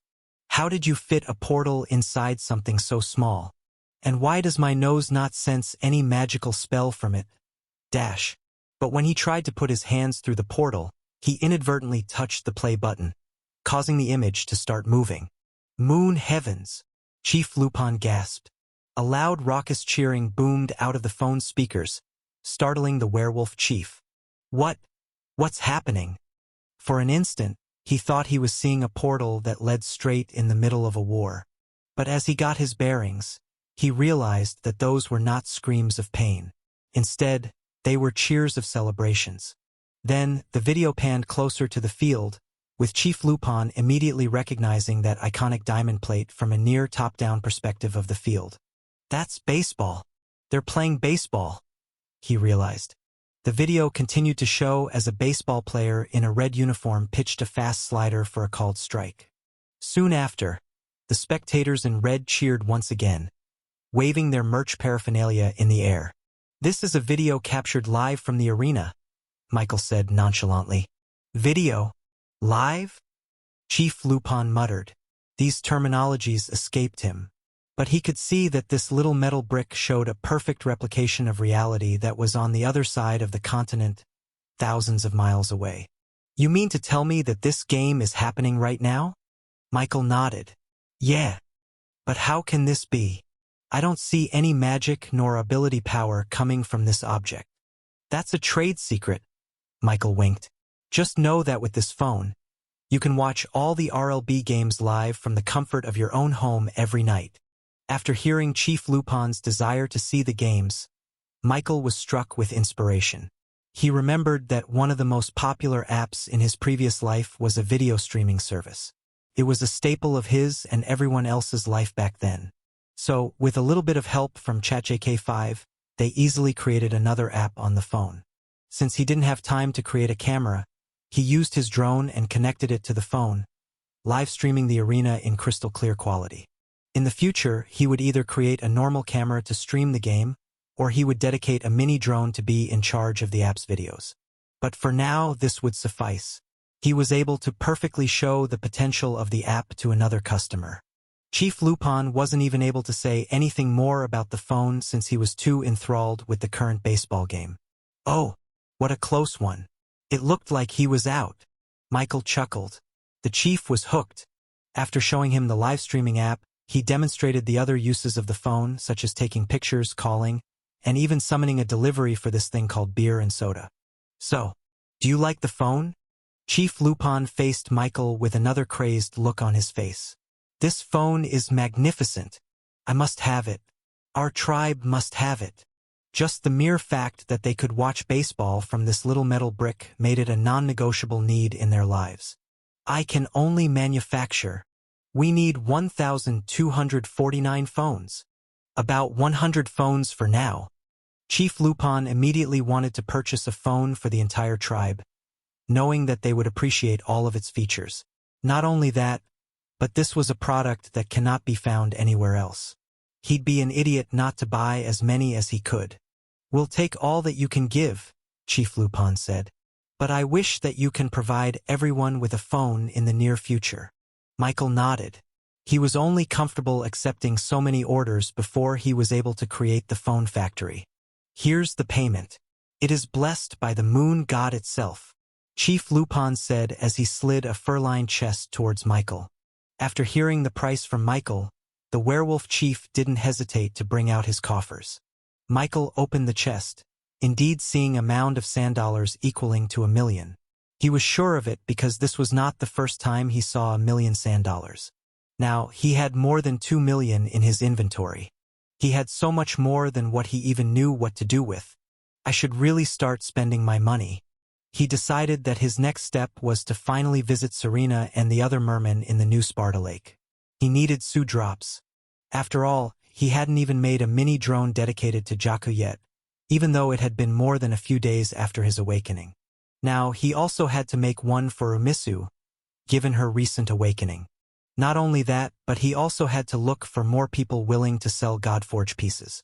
It's about time he advanced the Dragonborns. Speaking of Dragonborns, Michael first visited Amissu before he left to visit the merman. He wanted to see how she was feeling after that unexpected awakening. He found her playing alone in the baseball field, hitting balls thrown to her by a magical automatic pitching machine. There was focus in her eyes, almost a somber or grim look in her face. This wasn't the look of someone that had just recently awakened their abilities. "Hey Amissu," he called out to her. The green-scaled Dragonborn flinched, causing the ball to shoot past her. "Sir Michael, I'm sorry." He gave her a bemused reaction. "What are you sorry for? Everyone's partying with the werewolves," she said, her head downcast. But I don't feel comfortable being around so many people." Michael walked towards her, asking to borrow her baseball bat for a second. And once the machine shot out a ball, he swung and sent it flying back into the air. "It's fine," he reassured her. "Sometimes I want to be alone too. I spent a lot of time staying in my own room, not even wanting to leave my house for days at a time." Amissu looked at him with shock. "Really? But you're always working for us, for our nation." She never saw him relaxing. He was always away, doing everything he could to advance their ideology to the rest of the world. It was hard to believe that such an industrious man like him would be a shut-in. I was like that back then, in my previous life. But now, I found myself becoming more and more active to the point where I wouldn't recognize the man if I saw myself in the mirror. It's not just because he was in a different body. He was a different person entirely. He looked more like Jaku than he was now. Lazy, unambitious, and with no direction in life whatsoever. But he changed. How? She asked, a hint of hope in her tone. He chuckled. I don't know, to be honest. I just found what I wanted to do in my life. Then, he turned and handed the bat back to her. Maybe if you found what you wanted to do, then you won't feel so awkward with other people. Amissu grasped the bat in her hands, his words echoing in her mind. Her eyebrows furrowed, treating his advice as if it was some puzzle that she needed to solve. I don't understand. She shook her head. She was never good at matters regarding common sense. Ha ha ha, you can't think. You just have to feel, he said to her. I mean, why are you asking me? You are the one who awakened a diva without any kind of catharsis. Fudge, Shiina, and Jaku all experienced a great turmoil in their emotional state before they were able to awaken their divas. The life or death situation forced them to tap into the power hidden inside their hearts, allowing them to produce something that defied reality. Even he had to experience some emotional breakthrough before he could awaken his powers. So, he thought that each awakening necessitated the same kind of pressure to advance in diva cultivation. But as it turned out, he was wrong. That wasn't the only way a diva could awaken. Playing baseball was enough of a catalyst, apparently. How did you awaken? What did you feel? Amissu shook her head, straining her eyes. I don't know. I just felt. I felt. Her voice got stronger as she said those words, nose almost flaring. But in the end, she controlled herself and pursed her lips, choosing not to say anything at all. Can I see your diva? Amissu hesitated for a little bit before nodding her head. Golden lights spun above her, forming the realistic, almost solid hologram of her diva staying motionless in the air. Now that he got a closer look, he noticed the markings of nature on the green egg's surface. Graceful calamity, he muttered. It fit her talent perfectly. The egg remained stationary. It was nowhere near the process of hatching at all. There were no cracks on its surface, preserving its natural designs. It was pristine. This was quite strange because her siblings almost always cracked their eggs soon after they awakened their diva. After that, their true diva would break out of their shells, showing their true nature. Michael was sure that another dragon-like hatchling was hidden under that egg. It just seemed disinterested in getting out. Is it because she didn't experience any emotional turmoil? HRNG. Michael took his focus away from the egg towards Amissu, who had her eyes closed and face fully scrunched. With her hands balled up, scales almost turning red, she exhaled a deep breath and reversed the manifestation of her diva. The green egg turned back into golden lights that swirled out of existence. HAA. Michael frowned as he saw this. It was her. For some reason, she was holding back her own diva from bursting out of its egg. Why are you holding back? Amissu averted his gaze. It's because I feel something inside me that's going to explode. I feel like if I don't push it down, it would go out of my control. It's going to hurt everyone. Michael remembered that when he first met her, Amissu was mercurial in nature, quite prone to fits of explosive anger. She would stay silent most of the time, only to suddenly shout out her true feelings and leave everyone rattled. But now that tendency lessened. She became more tame. However, it came at the cost of her unique spark. Try. Amissu looked up at him. What? Try unleashing that power to see what it can do. She immediately shook her head, taking a step back. No. I can't. Michael chuckled. What, you think you're going to hurt me? And here I thought I proved myself to be reliable. It's not that. It's because. Her words faltered. Even though she knew that Michael's strength was beyond anything she could even imagine, There was still a part of her that thought that the chaos within her could overpower him. Even if that was less than a 1% chance, she wasn't willing to take it. "Come on," Michael said provocatively. "Try me." A shockwave of power emanated from him as he unleashed the power hidden in his heart. The invisible pressure that a 7th-stage magnetic created ripples in the air, making Amissu raise her hands and cover her face. Above him, lights shimmered as Harbinger manifested.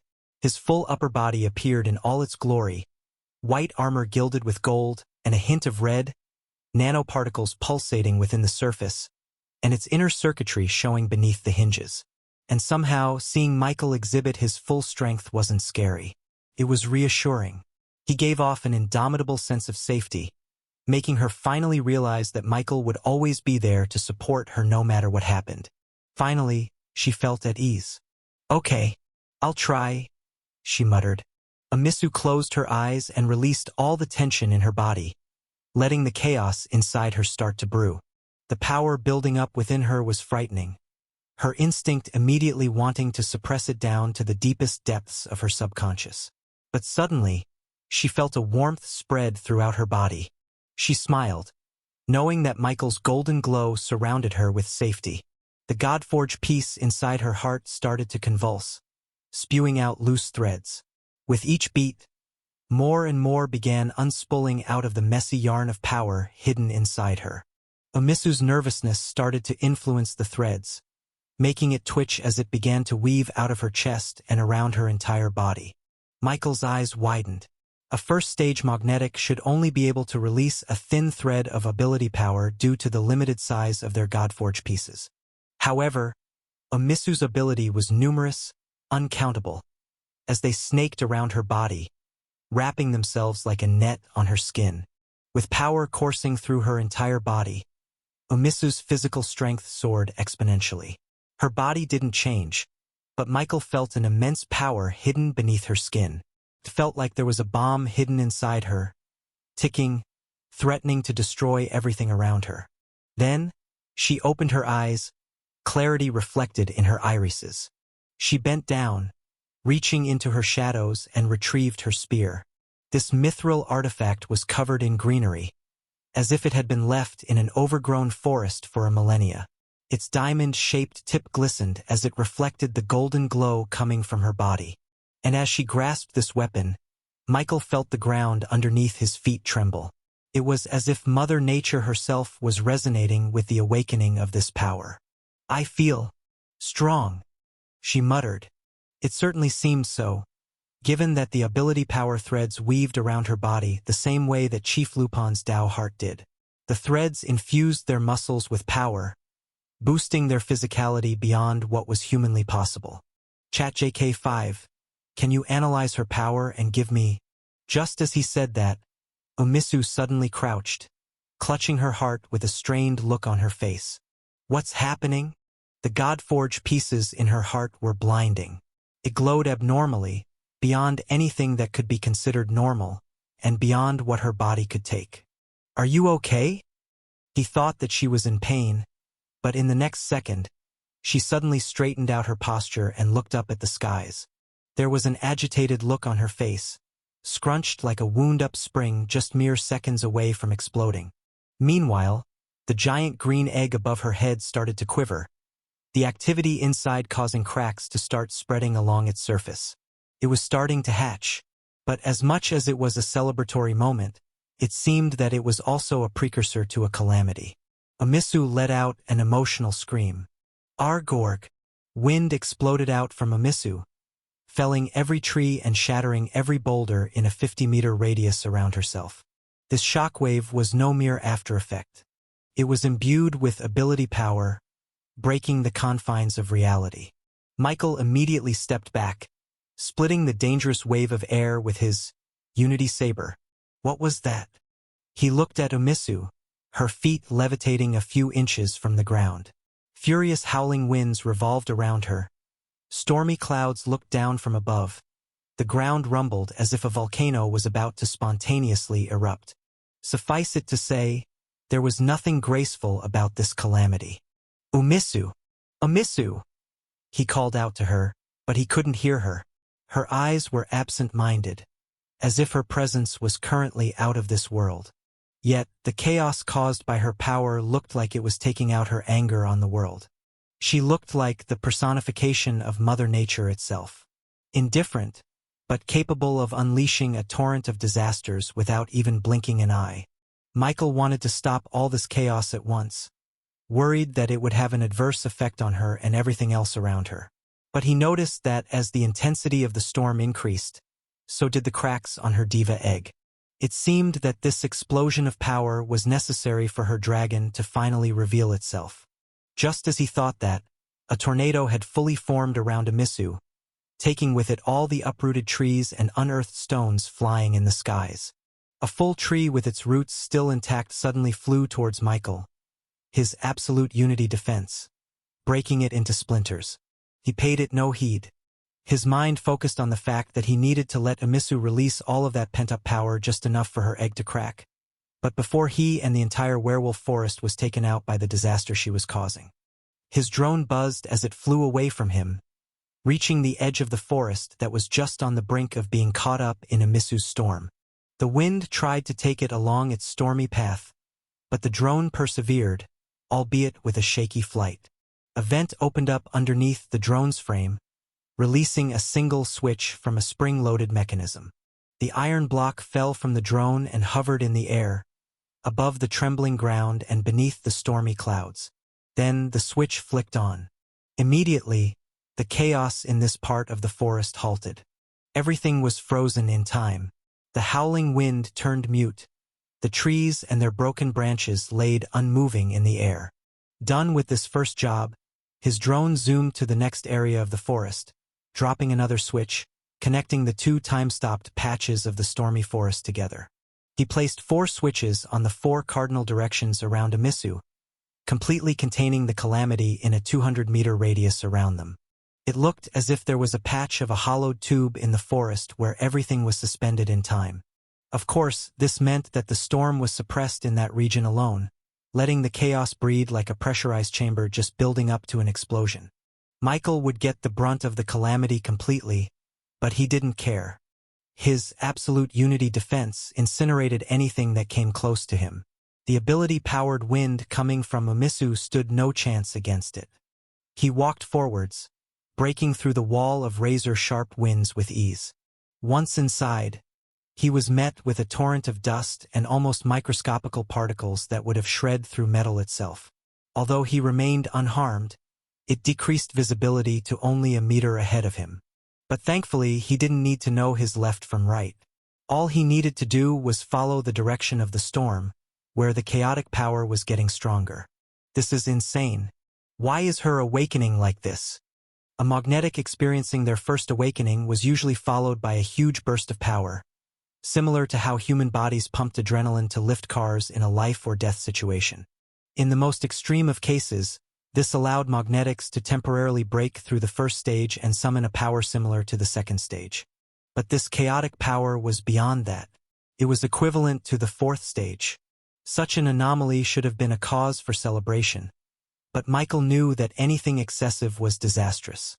Amissu's abilities certainly had a lot of power, but her body simply isn't equipped to handle it yet. Urged by his worries, he quickened his steps, finally breaking through the howling winds. Now that he got close enough to see her past the whizzing tornado, he frowned.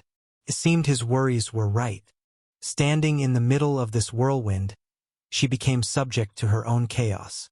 Stones pelted her from all sides, leaving her with cuts and bruises everywhere.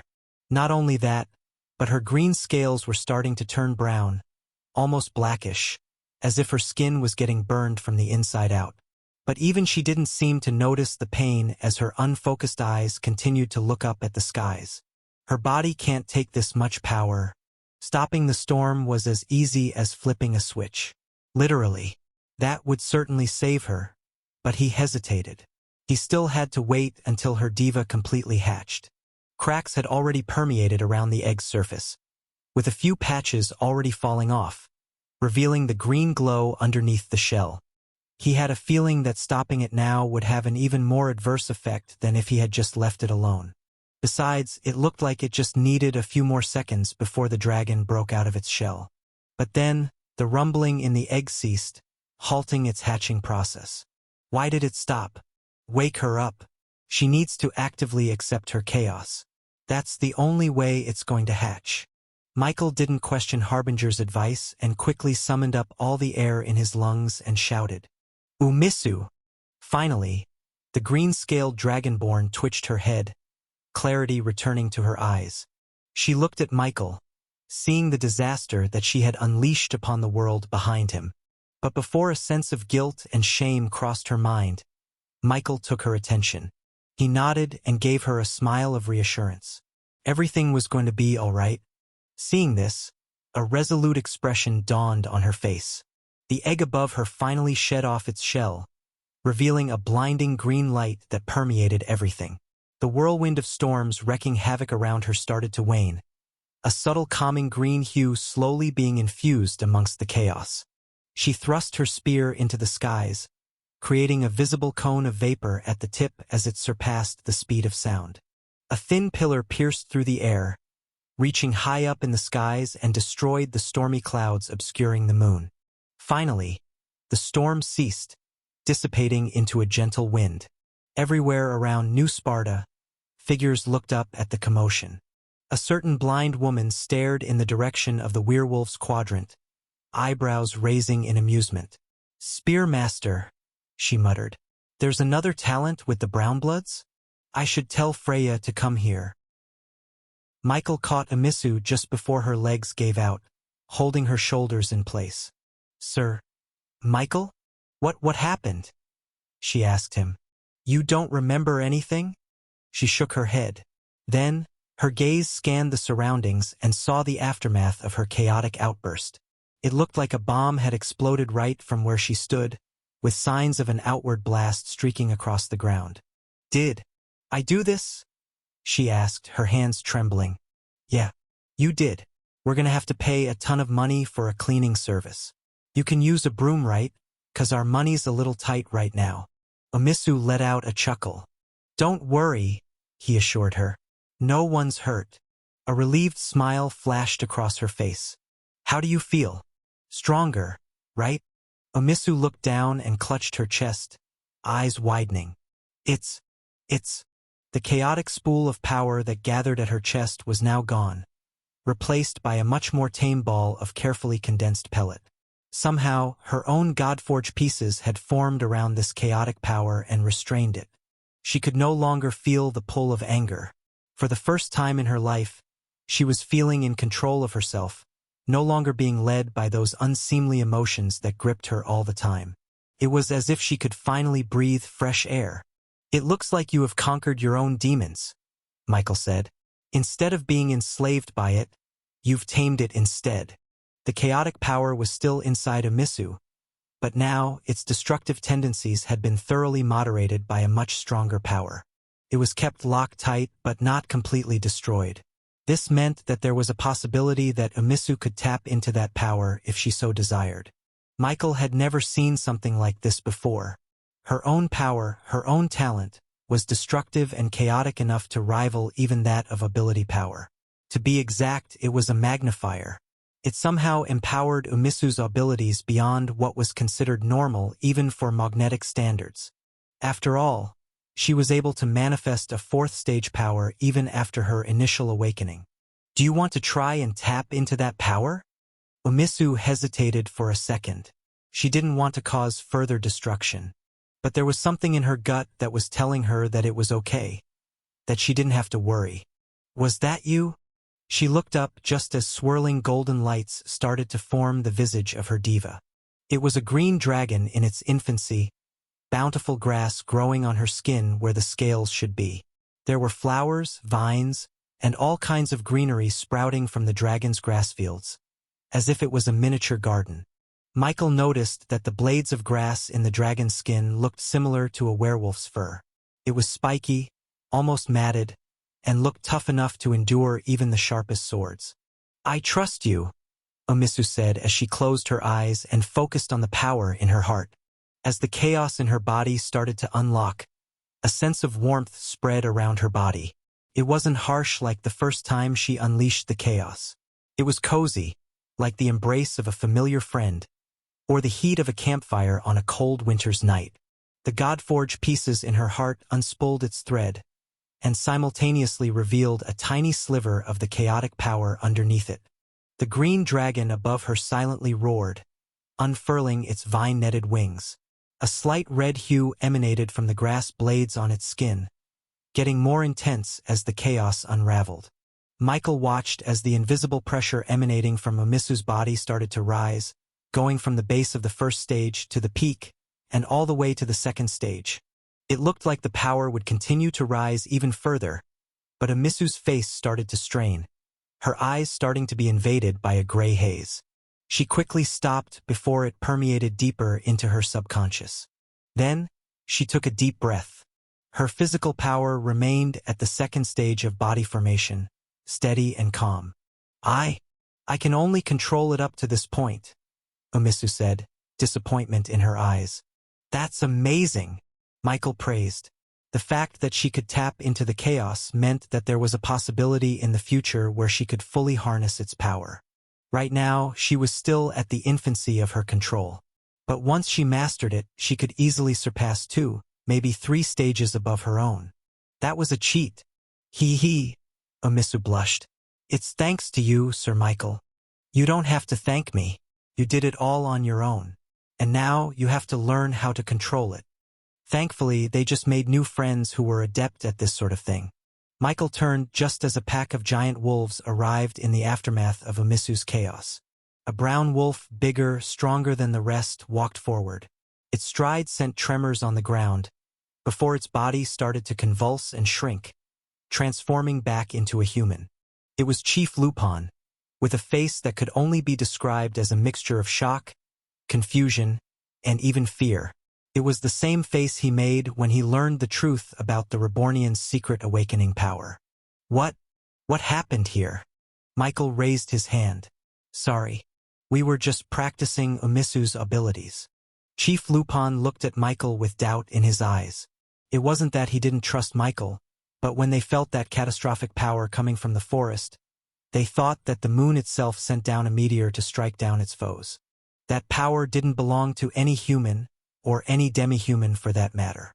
Okay, he muttered, still in disbelief. Oh, it's great that you're here. I was just about to ask you something, Michael said, changing the subject. You said earlier that you celebrate a festival whenever someone grows their first fur. Does that relate to your transformation? The werewolf chief nodded, still a little bit preoccupied with that catastrophe. Yes, growing a fur precedes a werewolf's first transformation, he explained. We celebrate a festival, not just to honor and welcome a new warrior in our midst, but to also show them our support. After all, the moon's power is far too potent for young minds to control, especially those who tap into its power for the first time. They will find themselves trapped within their own psyche, unable to interact with the world as their inner wolves enact destruction upon the world. That is why we hold a festival. We ensure safe passage through this arduous ordeal because no amount of moonstone will allow them to regain their sanity. Once they conquer it, they can ensure a healthy bond between them and their wolves in their lifetime. It is a rite of passage that all of us had to go through. Michael glanced at Amissu, her eyes glistening with hope. They also feel that way? She asked. The werewolves that she had been so awkward with were now the closest thing she had aside from family. The Dragonborns were her own blood, but they didn't understand her troubles. They didn't understand why she had to stick to a lonely corner whenever she was at a party, or stutter when talking to someone new. They never knew why she withdrew herself from the world. But it seemed that she wasn't alone. Werewolves were also plagued with this uncontrollable chaos brewing in their chests. But they were able to conquer theirs. They even have their own culture in dealing with this urge. What do you think, Amissu? Michael's question spurred something within the green-scaled dragonborn. Even before he asked the question, the thought had already formed in her head. Yes. With little to no persuasion from the brown-blood chiefs, Amissu was allowed to stay in their tribe for the time being. Having another dragonborn in their midst was equivalent to another prideful tattoo in his body. She'd be learning the ways of how the werewolves suppressed the inner wolf inside them. And coincidentally, the one Chief Lupon chose to become Amissu's mentor was none other than the female werewolf who arbitrated Jaku's tournament. "May the moon be with you. My name is Saloon," said the female werewolf. Hi. HYK. Amissu jumped away as Saloon attempted to come close to her with her nose. Saloon immediately apologized. "I'm sorry. It is customary for werewolves to sniff each other during an introduction. It's okay. I hope I don't smell bad in your nose." "You weren't. It was quite pleasant since you smell just like him. You smell just like pine." Saloon's cheeks were flushed red, furtively glancing over to a certain dark blue-scaled dragonborn laying on a tree a few meters away from them. She breathed a sigh of relief once she realized she hadn't been noticed. Amissu blinked. Unfortunately for the poor love-stricken werewolf, what Amissu didn't get in social skills doubled in her perceptiveness. In an instant, she realized the budding love story between her mentor and her brother. "I won't tell," she whispered. Saloon buried her head in her hands. "Erg. Stupid, stupid, stupid." Amissu couldn't help but chuckle at Saloon's embarrassment, which the werewolf reciprocated with a laugh of her own. Immediately, the awkwardness between the two vanished. The green-scaled dragonborn gestured for Saloon to come closer. "If you help me conquer my powers, I'll tell you my brother's weakness," she whispered. Immediately, Saloon's eyes widened, before giving a resolute nod. "Tell me more." "You see, my brother is a little bit of a—" The two then scurried off into the distance, giggling and whispering to each other. After helping Amissu with her awakening, Michael decided to head off into the Merman Lake. "I would have liked to talk with you about the lunar celebrations, but if you have more important matters to take care of, then so be it." "I can wait," Chief Lupon said, pretending to wipe a tear from his face. As much as Michael wanted to watch the Brownbloods get insanely good at baseball in a matter of a few days, sarcasm, he simply couldn't delay this matter any longer. He needed to spend money. His drone was due for a much-needed upgrade. "It's just going to be a brief visit to the Mermans," Michael assured him. So, leaving Amissu to train with Saloon and Jaku to be bothered by the Brownbloods, he set off to the Merman Lake. Michael arrived at the wooden floating dock on the New Sparta Lake. He waited for a few minutes before a beautiful red-haired mermaid emerged from the darkness of the water's depths. Serena surfaced from the water with her hair completely dry, its curls bouncing from her shoulders. It's as if she hadn't just submerged her whole body in water a few seconds before. She only came up with half of her body still in the water, but Michael could see the glimmer of a shiny emerald-green tail oscillating back and forth to keep her floating. "Michael, sorry for replying so late." He'd been trying to contact her through his clones, but she always seemed to be busy. It was only now that she replied to his messages and arranged a meeting here. "It's fine. I'm guessing you're busy dealing with your siblings." "Oh, my Pearl, you have no idea," she muttered, shaking her head. "But I don't want to think about that now. What did you need? Are you planning on buying some Sudrops?" Michael nodded, excitement in his tippy taps. "Yes." Serena nodded and swirled her hand in the water, her gentle movements magically creating a vortex that led to somewhere even deeper than this lake. "How many are you planning on buying today?" "Now, I gotta tell you I've had some really big transactions a few days ago. I hope Reborn isn't lagging behind too much because a lot of things are happening in New Sparta." "Big transactions?" "Yeah," Serena nodded. "The big companies and the major beastfolk groups had been visiting me these past few days, exchanging their sand dollars for Sudrops. Either they're stocking up, or they're preparing for something big to happen." Michael nodded. Only one event came to mind: the lunar celebrations. As far as he knew, that was the only major event happening in New Sparta. It didn't just involve the werewolves, but also most of the human factions intending to put their mark into the general zeitgeist of this new amalgamation of culture. According to Chief Lupon, there were some deals and alliances being made to this very day, which definitely necessitated some big transactions.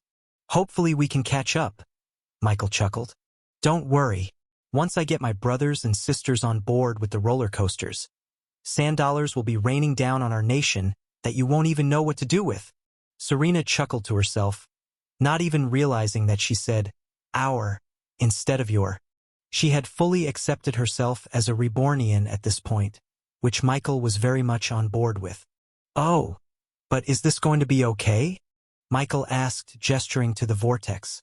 "What do you mean? It's kinda small, don't you think?" "Small?" Serena looked back at the vortex spinning magically in the water. The hole was about the size of a palm, which was enough to take in about 5,000 sand dollars per second. "No, wait.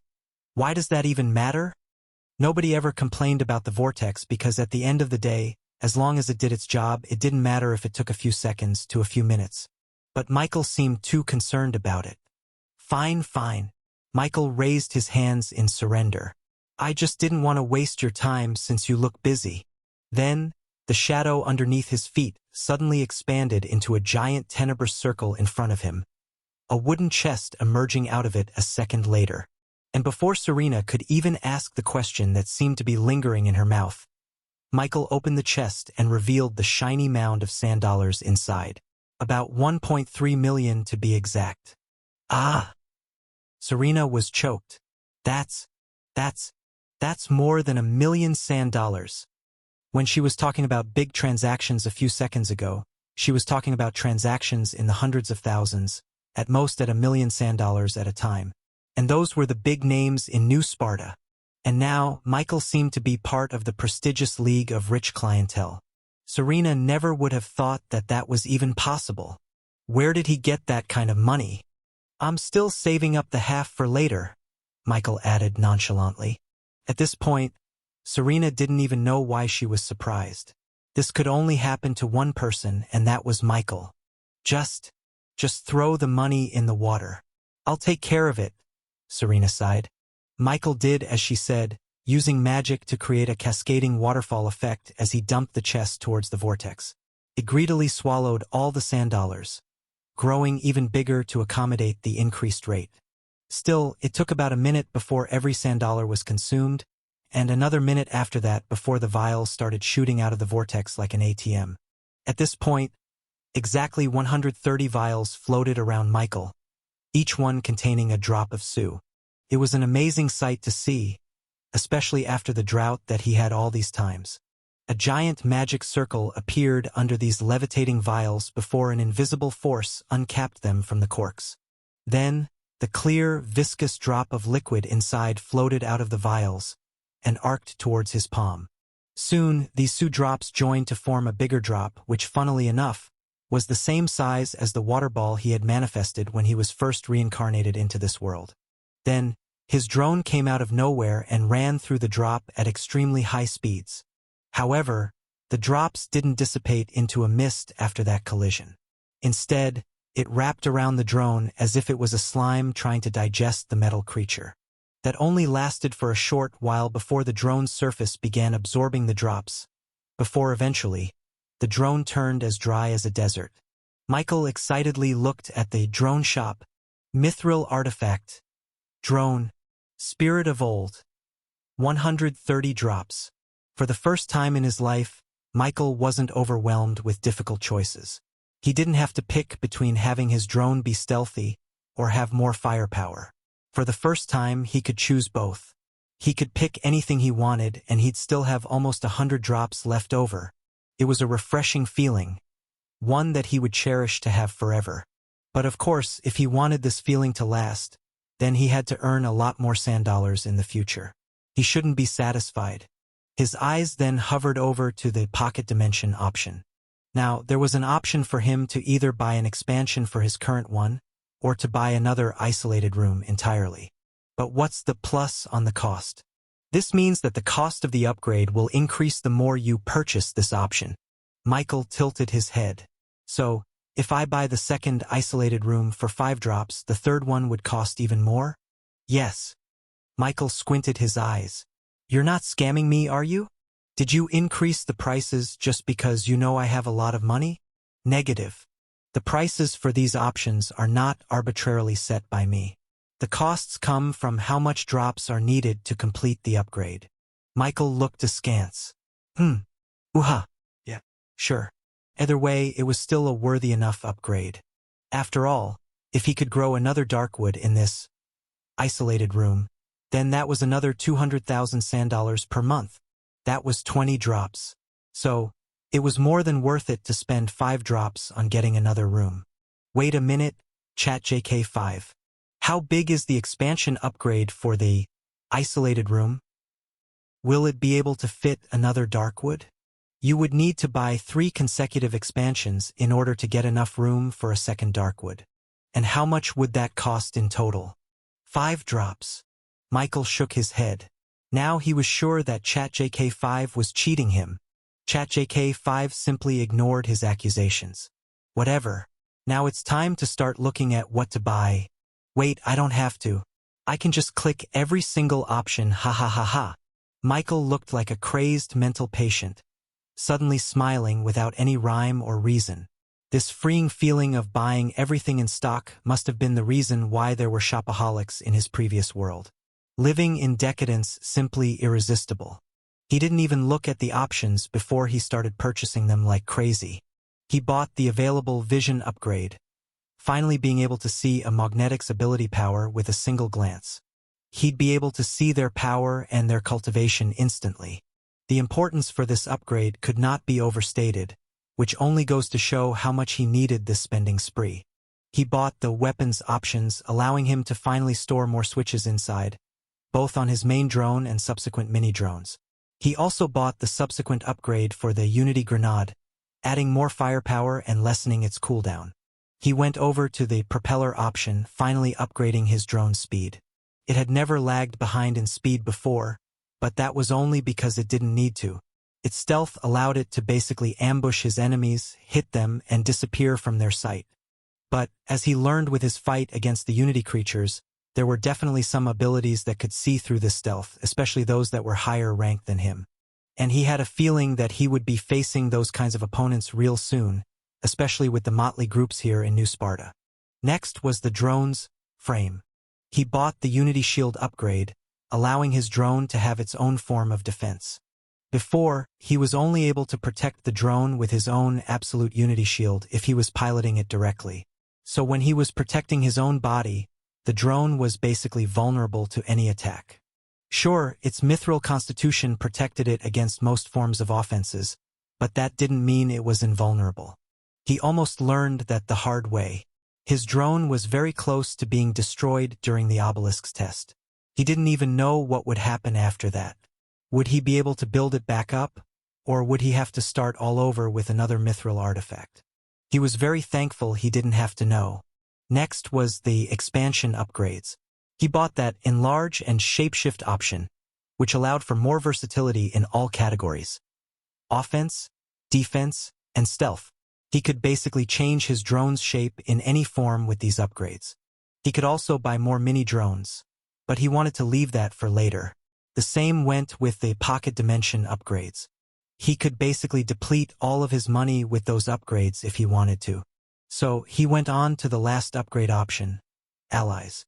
Mini-drone link basically allowed a Rebornian magnetic to attach a mini-drone to their mithril artifact weapons, thereby imbuing it with powers and features that Michael purchased, including the Unity gun, magnetic vision, etc. This was not only a second form of offense for the Rebornians, but it was also a way for Michael to keep track of them at all times.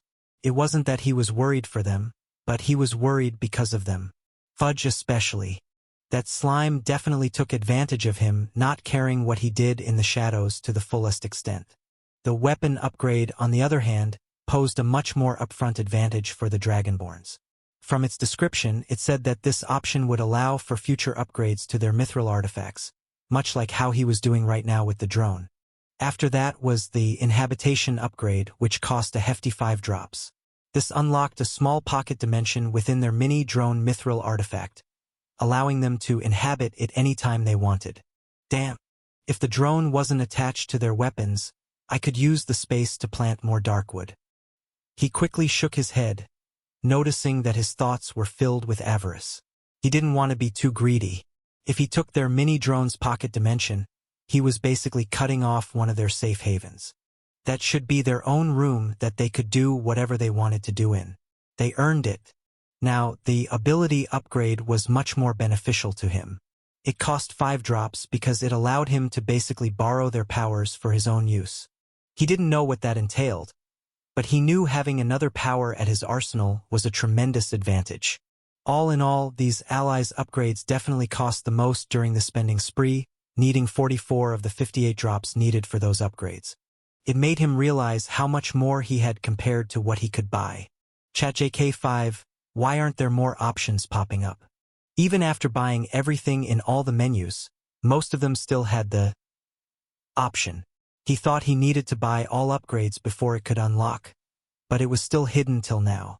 The upgrades will refresh in 24 hours, 59 minutes, 55 seconds. Michael was fine with that. It gave him a feeling of superiority seeing that even ChatJK5 couldn't keep up to his massive upgrade session. This just leaves me with 72 drops left. His eyes then glazed over to the pocket dimension upgrades.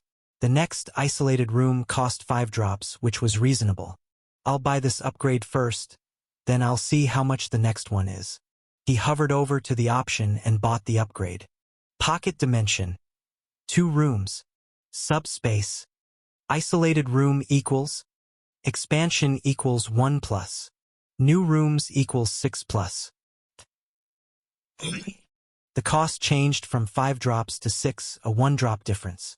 He then bought another room, bringing the total to 3 rooms. New rooms equals 7+. So the upgrades will add 1 drop per room added.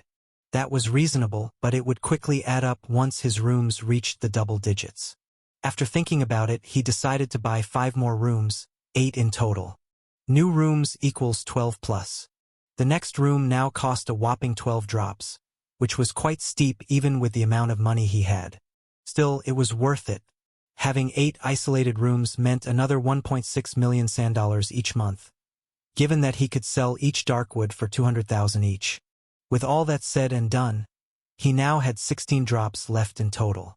He already knew what to spend with these excess drops. He looked at the only menu that wasn't completely sold out. Drones. Mini drone? Drone hive equals. Mini drone equals 1. Thankfully, he could buy a mini drone for 1 drop each. There was no increase in price no matter how many he bought. Without hesitating any longer, he quickly purchased 16 mini drones in an instant, finally depleting his Su drops. He was going to dedicate 2 of those mini drones for Jaku and Amissu, who still hasn't gotten theirs, and the rest of it would be with him. Having 14 mini drones at his disposal, each with an ability to shoot a unity gun, basically made him a one-man army. In fact, he wasn't just satisfied with 14 mini drones. He wasn't going to stop until he had 100 of them flying by his side. At that point, there was basically nothing that could stop him in the body formation realm. And with more, he would definitely have a chance against nascent spirits as well.